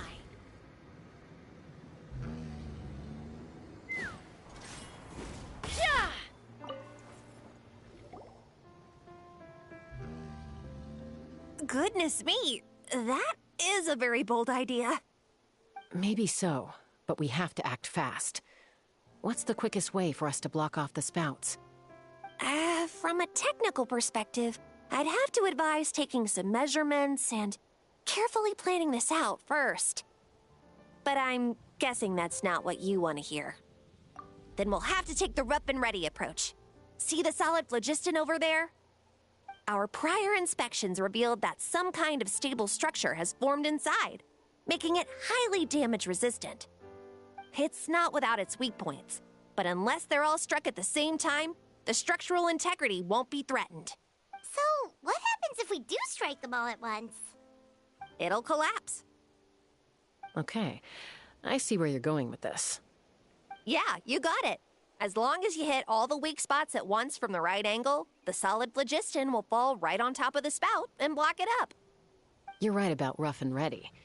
Sounds like my kind of plan.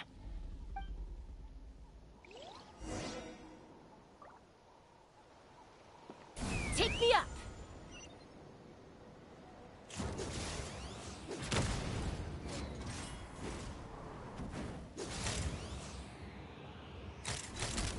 Open fire!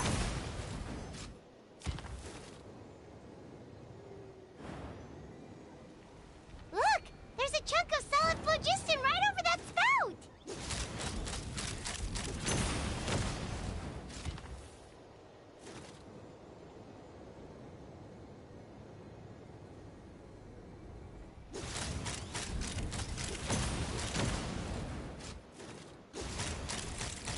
Bullseye!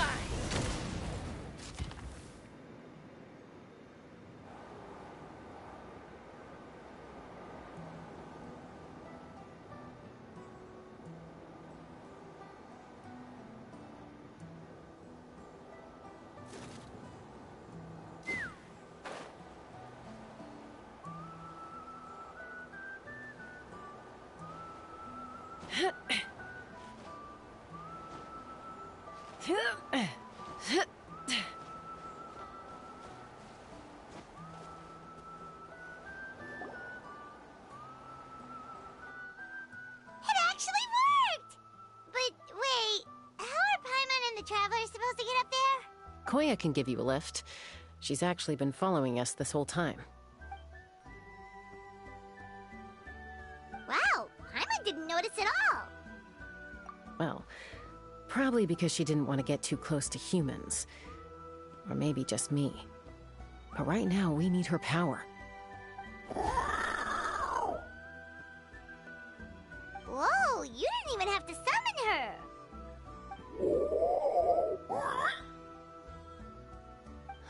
Yes, up there. That's probably where Chime is.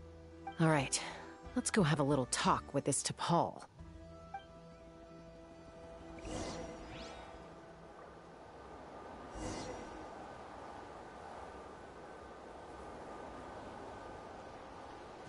Let's fly.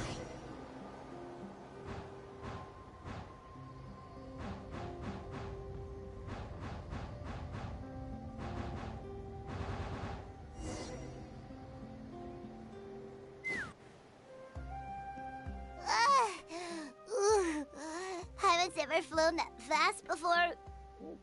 She feels so ready to throw up. Aha. Just as I thought. It might look like a regular hot air balloon from the outside, but up close, it's clearly been heavily remodeled. And sure enough, it only descended below the cloud line because the custom-built machinery malfunctioned. I should be able to figure it out with DePaul's notebook. Thankfully, I know a little DIY from fixing up my guns when they're having issues. That should just about do it. Now all it needs is a nice hard kick. Maybe that works on your guns, but, huh? We're really moving!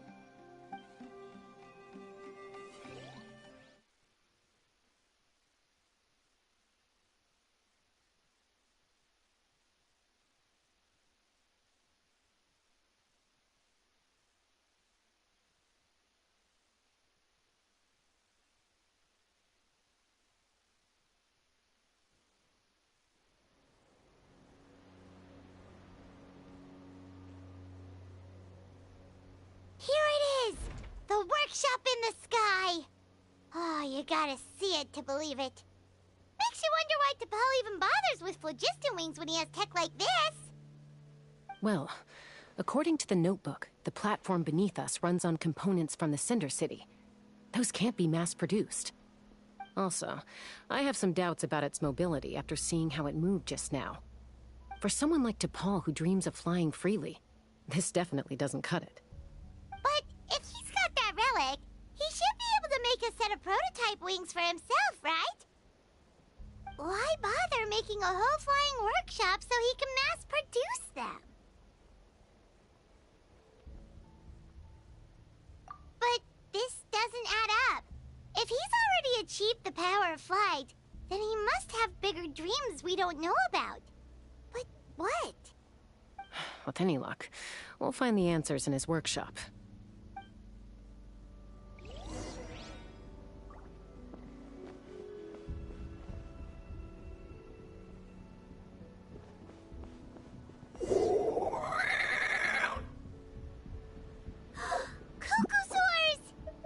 The merchants were right. DePaul's using them for his own ends. I'll bet that mechanism on top of the cage opens the door.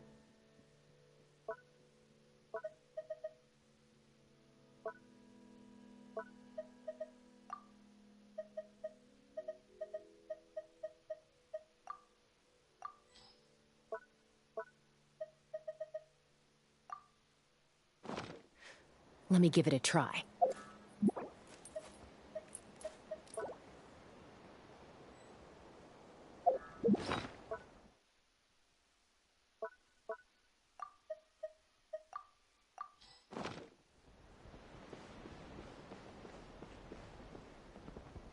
Take me up!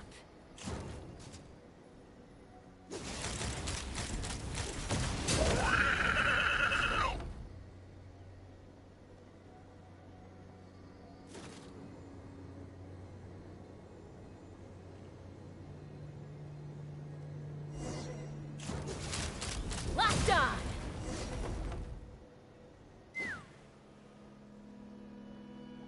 Why won't it fly away like the others? Is it... She's still breathing, but barely. By the looks of it, DePaul was using these cages to extract phlogiston from the Kukasaurs. Once a Kukasaur is drained of phlogiston, it becomes too weak to move. We'll have to come back for these ones after dealing with DePaul. Let me see. Looks like a record of his phlogiston research. Log number 330. With the support of... I was finally able to launch the airborne workshop. Even though it relies on the relic for 80% of its power supply, I've at least taken the first step. Log number 348. Research on the relic is progressing well. I should be able to replicate the technology and scale up production very soon. has proposed a name for this groundbreaking invention, the phlogiston wings. I think I'm getting close. Soon I will achieve my dreams. Log number 377 encountered some issues with the new smaller model phlogiston wings. The gaseous phlogiston showed some volatility during the refinement process. Thinks we should proceed at a more cautious pace with the refinement experiments. But after so many past failures, I have to prove that I will succeed this time. Log number 114 ran an experiment using cucosaurs to refine gaseous phlogiston. It was a success. Log number 117. I have started recruiting merchants and hunters to capture wild cucosaurs. Log number 121. Major breakthrough in the efficiency of phlogiston yield. Huh? So many parts have been crossed out! Yeah, probably the contact he alluded to in his other notebook. Guess he has a benefactor. Did anyone else notice how the numbering system in this notebook suddenly changed halfway through? We haven't got time for textual analysis, I'm afraid. Grab the notebook and let's press on.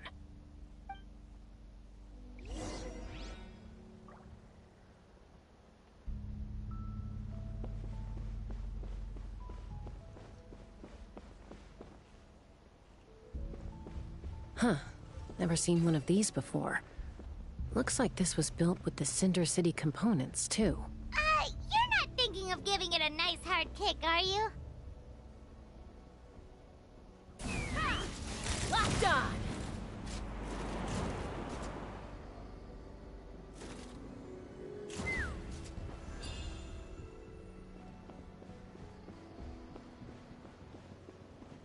Let's fly! Whoa!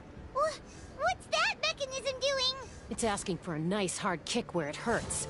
Aim for the weak spot.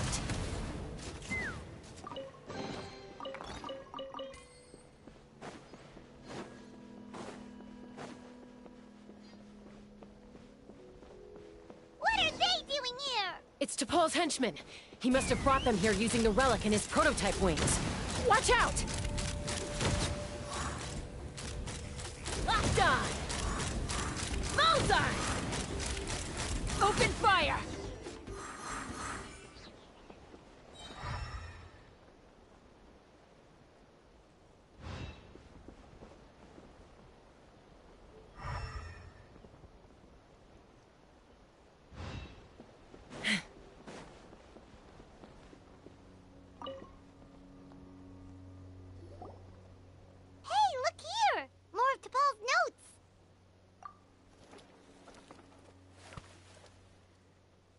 Log number 403.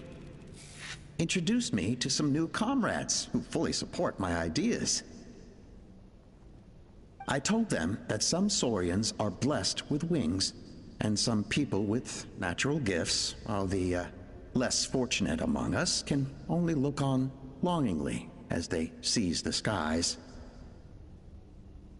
But I also told them that progress can erase individual differences. Think of the tools humanity has made to fight back against wild beasts. The law we have put in place to even the playing field between the strong and the weak. I promised them that our research will be the new frontier of human progress.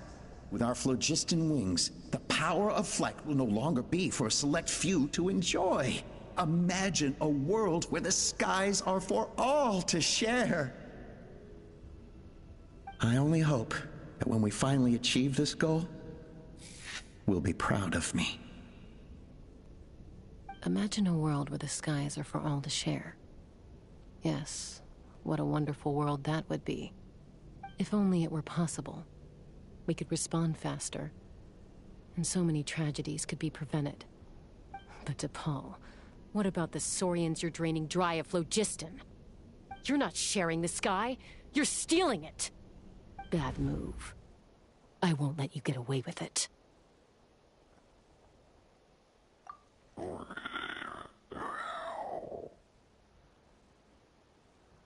I'm fine.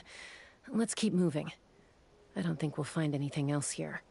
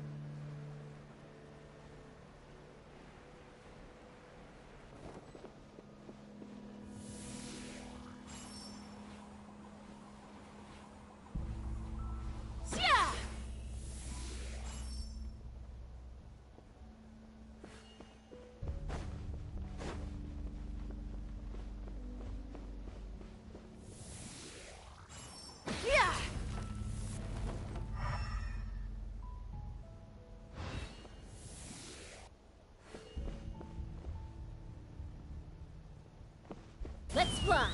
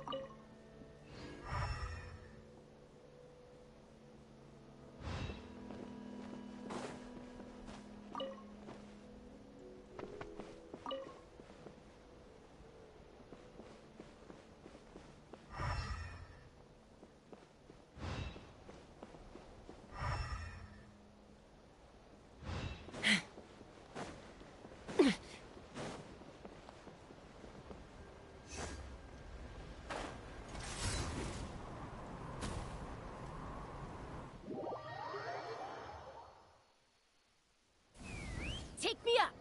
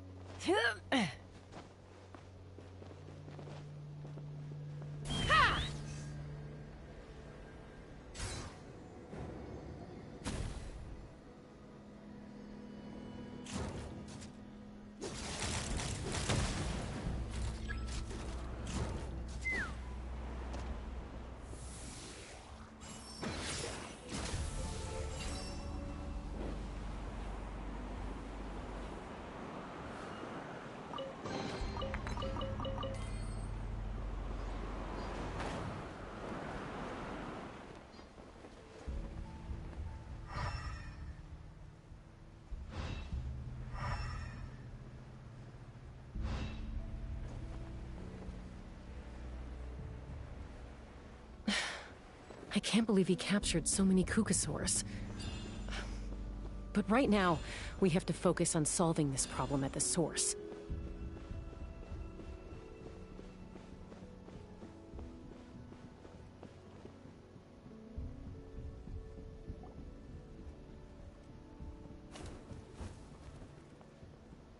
Looks like we've reached the center of the workshop. And still no sign of Koya's baby.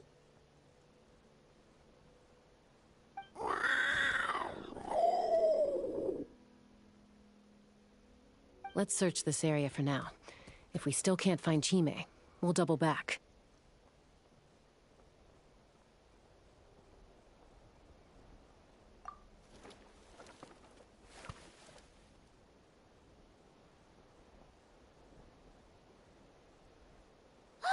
Chasca, Traveler, come quick! What is it? Did you find Chime? Not yet, but look! It's another one of T'Pol's notebooks! All right.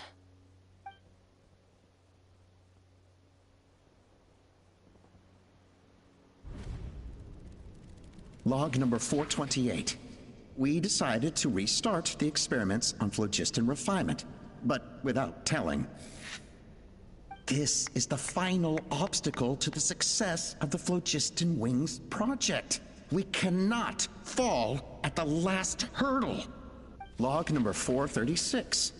Earlier today, suggested using Kukasaurs as an intermediary to extract refined phlogiston. It's certainly feasible, but...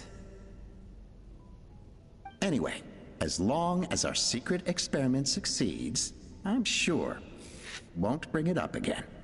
Log number 443. We will conduct the experiment tomorrow. But birthday is coming up, so hopefully we'll have a birthday surprise for her. Log number 444. Huh? Why is this log empty? I guess whoever wrote down the log number was prevented from recording the results.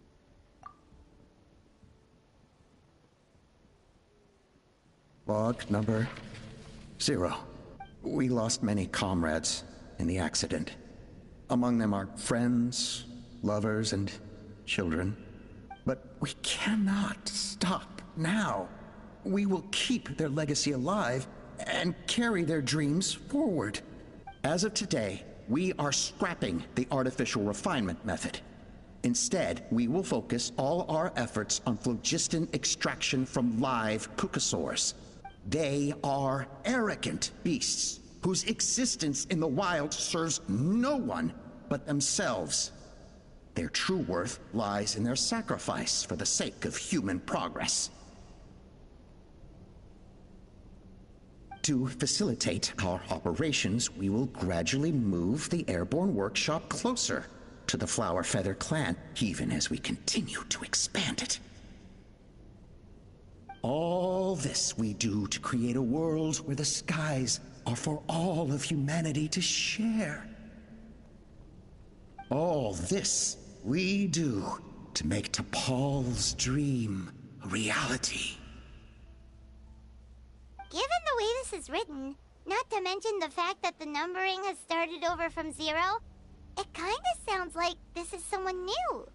Does that mean that T'Pol's already... There's also a letter tucked in the end of the notebook. It's from Puma.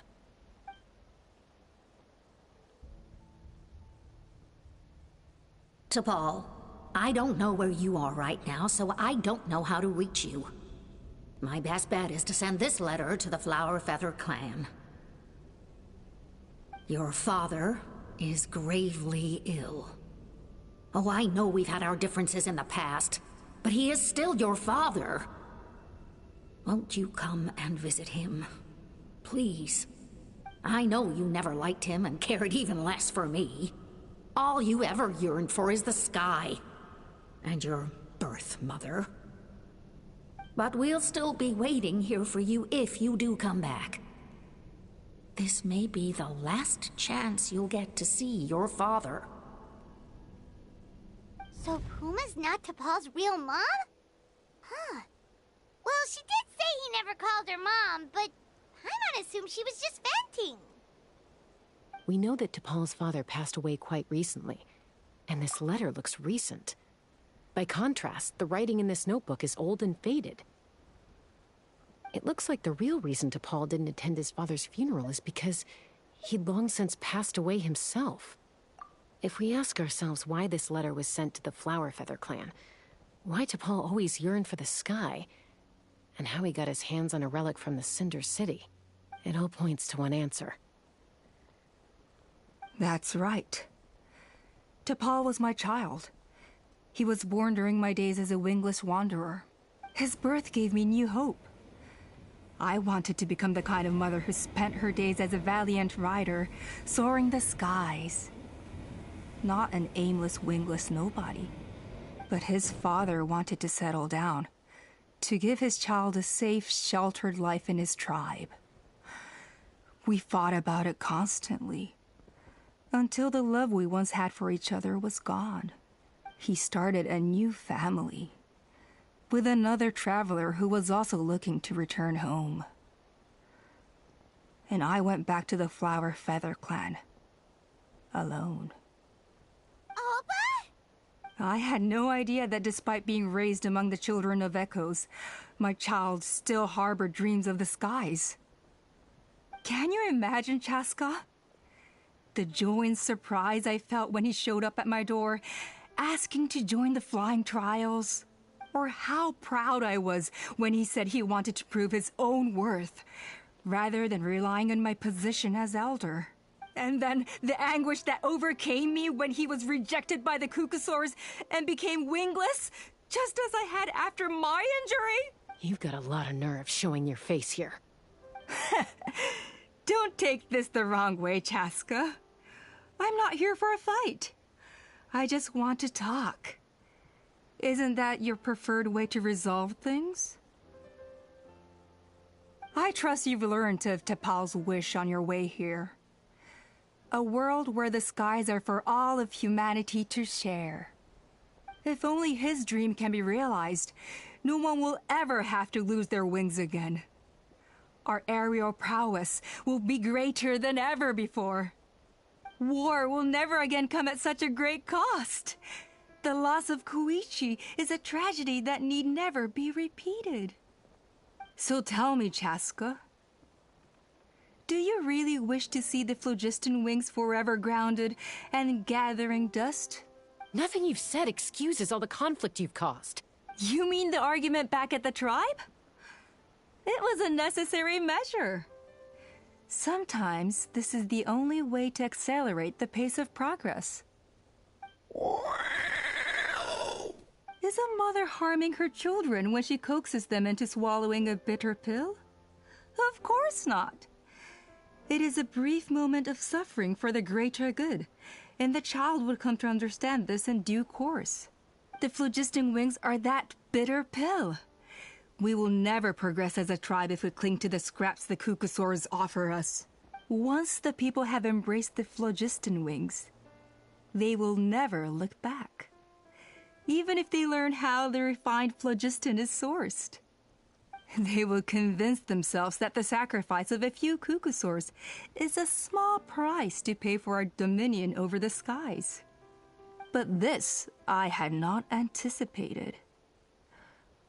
I barely had the chance to introduce the phlogiston wings to the tribe before you found this place. Your plan was hardly foolproof. Yet, it can still be salvaged. Chasca, traveler, you are the hope of humanity. I'm sure you have your doubts about my methods, but know that my love for humanity and for Natlan is genuine. You know me, Chasca, and you know that I've always treated everyone in the Flower Feather clan as my own children, as fellow humans. Surely you can understand my perspective. Alpa, Natlan doesn't belong to humans alone. And truthfully, neither do I.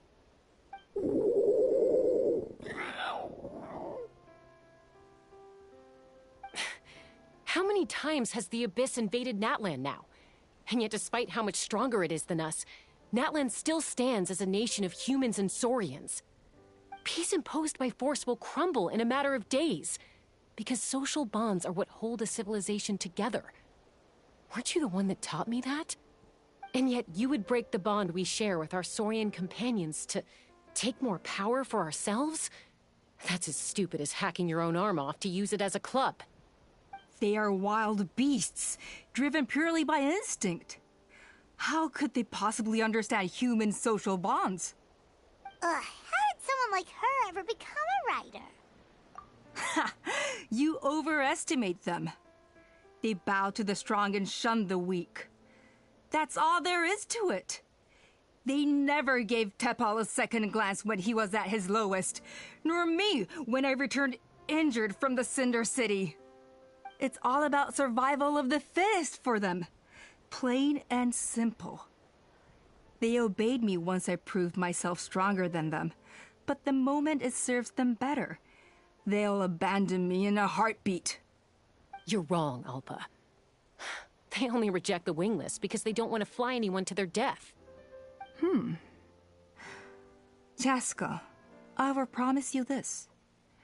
only the unruliest wild cucosaurs will be used for phlogiston extraction. The ones who have nothing else to offer to humanity. Well, that's too bad. Because I know a few unruly wild cucosaurs who don't think that idea is gonna fly. Namely my mom, my sister, and me. And the others? To us, they're friends, family, even children. So if you want to put any of them in one of your cages, you're gonna have to go through us. Is that right? I knew you might be difficult to convince. Maybe this will change your mind.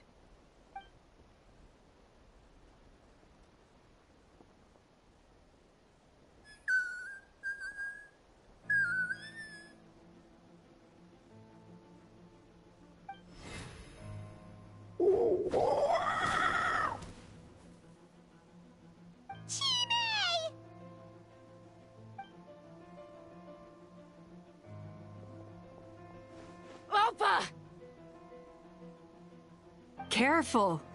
Don't make any rash decisions. Unless you want to see her suffer. Oh no, that's one of the extraction cages! I told my subordinates to take control of the tribe while I was away. Luckily for them, our strongest warrior and our most powerful ally aren't there to stop it. Take control? What are you planning to do with Mutota and his supporters?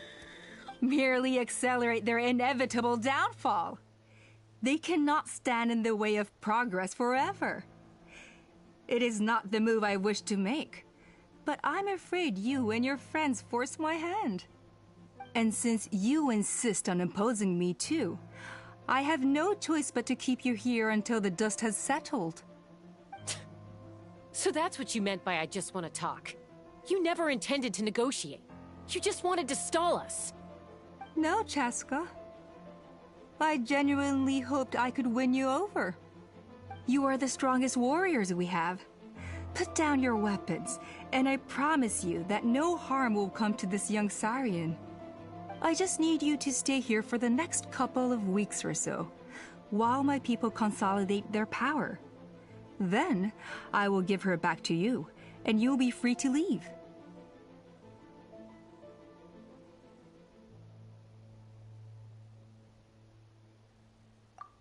As long as the majority supports our vision, even the Pyro Archon cannot meddle in our internal affairs.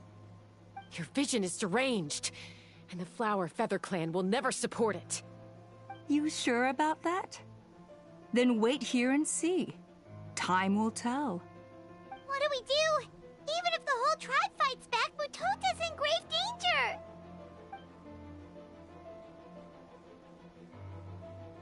Stop delaying the inevitable! Drop your weapons and get into the cages, now! She's still holding Chime hostage. Is there really no other way?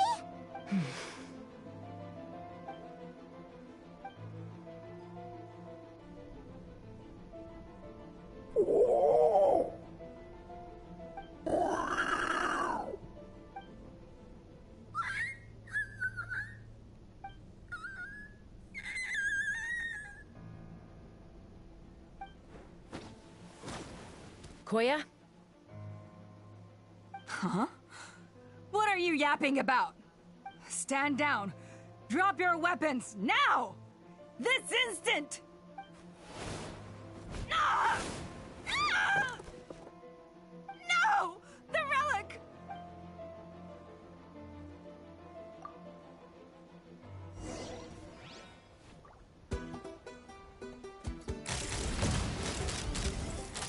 Bullseye! Give up, Alpa. We're negotiating. Hey, something's up with this relic! Blast or scorched, which will it be?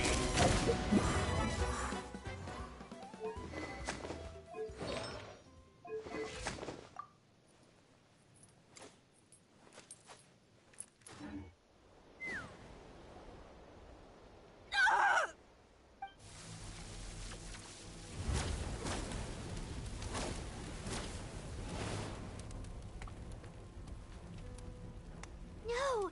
What is she doing? She'll bring us all down with her! But why? We stabilized the it got damaged in the fight. If we don't think of something fast, this whole workshop is gonna fall apart. No. They're directly beneath us. My beloved tribe!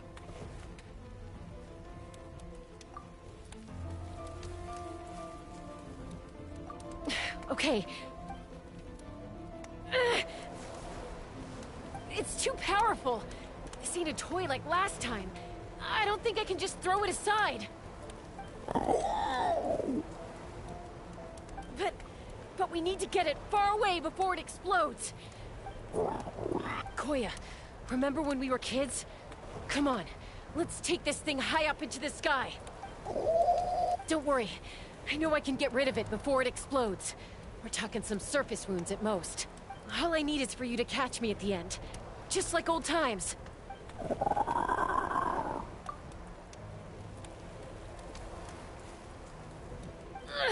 I can't hold it back anymore. We have to go. Don't be insane! Alpa! What are you... You're a fool, Chasca! Why would you choose such a risky solution? We cannot entrust the safety of our tribe to this wild Saurian! I'm the fool. You really think you can stand a better chance than me? Sure, it may be asking too much for an ex-wingless to escape the blast radius in time. But I can fly it a safe distance away, even if it's the last thing I do.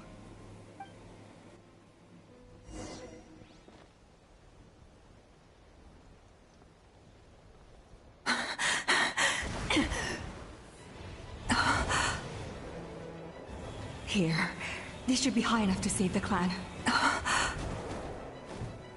What? You don't get to die a hero today.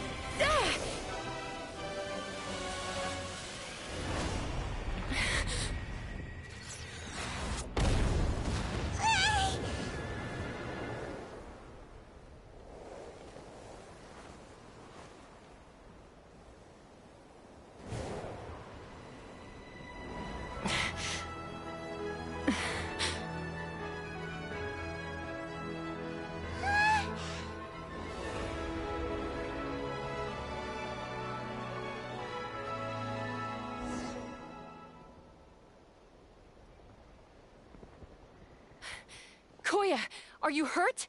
Let me take a look at you. What do you mean, I'm fine? Didn't I tell you to catch me on your back? Why did you try to shield me from the blast? Accident? Yeah, right. Seriously, you're as stubborn as ever. Chasca! Koya! How are things looking here?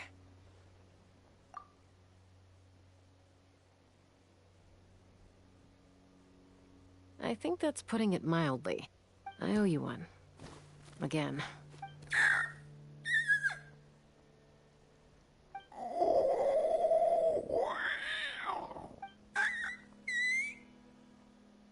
Oh, but be honest. Do you still think Kukasaurs can't form bonds? Mom, I'll figure out the refinement problem. I'll find a way. You don't need to worry about it. I just need some more time. That's all I ask. Please just trust me. Just this once.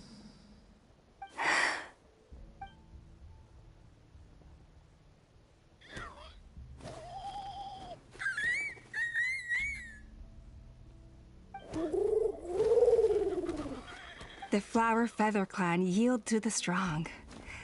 And it's up to the winners to define what strength means. So it looks like it's my turn to yield. Koya! Koya!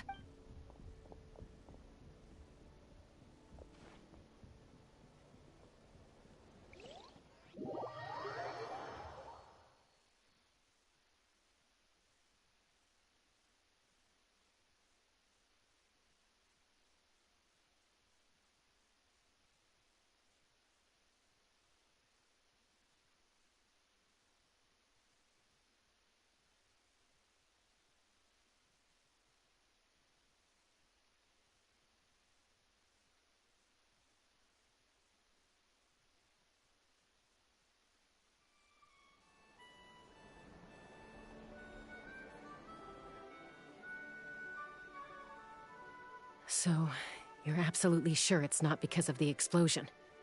Yes, for the 10,000th time, I'm sure. The blast barely touched her. The reason she fainted was old injuries playing up, compounded by overexertion in recent days. The moment she finally relaxed, all the built-up stress finally caught up with her. And no wonder. Honestly, she's just like you. Anyway, now you know how we feel when you go off risking life and limb. Your mother and I would both appreciate it if you lived less dangerously. You know she wrote to me from the Masters of the Night Wind, just to scold me for not doing enough to keep an eye on you. If she wasn't so busy with work, you can bet she'd come back here and chew us both out in person. I'll find an opportunity to apologize to her. I promise. You'd better. No more avoiding us, okay? And don't get me started on all the checkups you've missed. Got it. Got it. Huh?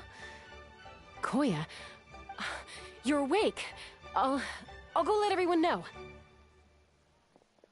Hey, but we're not done talking. What are we gonna do with her, Even after everything that's happened, she still hasn't figured out how to start the conversation with you. She keeps saying, I don't think Koya has forgiven me yet. But if you ask me, she's the one who's scared to open up and have an honest conversation. For all her confidence, she's a very sensitive soul underneath. You'd think as a peacemaker, she of all people would know how to reconcile with her family after a falling out. She must have been a handful growing up. Thank you for being there for her. And of course, thank you for keeping her safe when you were up there in the sky. Koya, Uncle Cusco, we're here! Ha!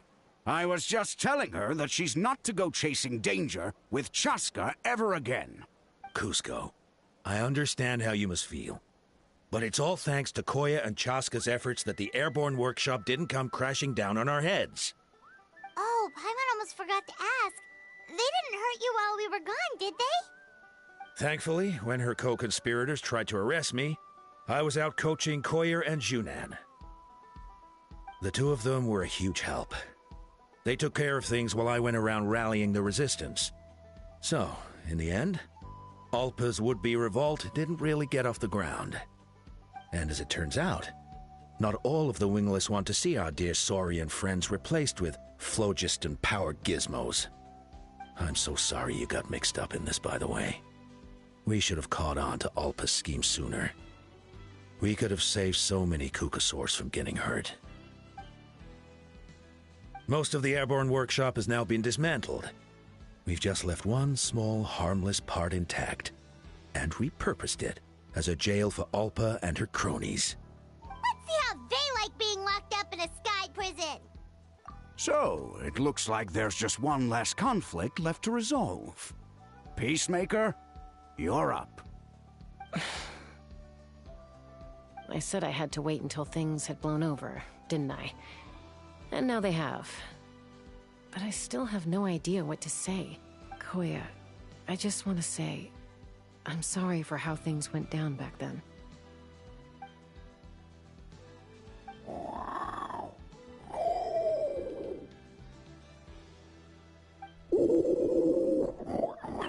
Huh? Does this mean you're not mad at me anymore? There's that family likeness coming through again. But that day, when we ran into each other...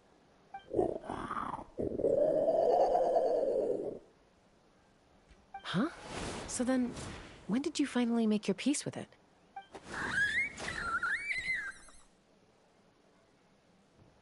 Aw, it's Chime and Chimpu! They're here too!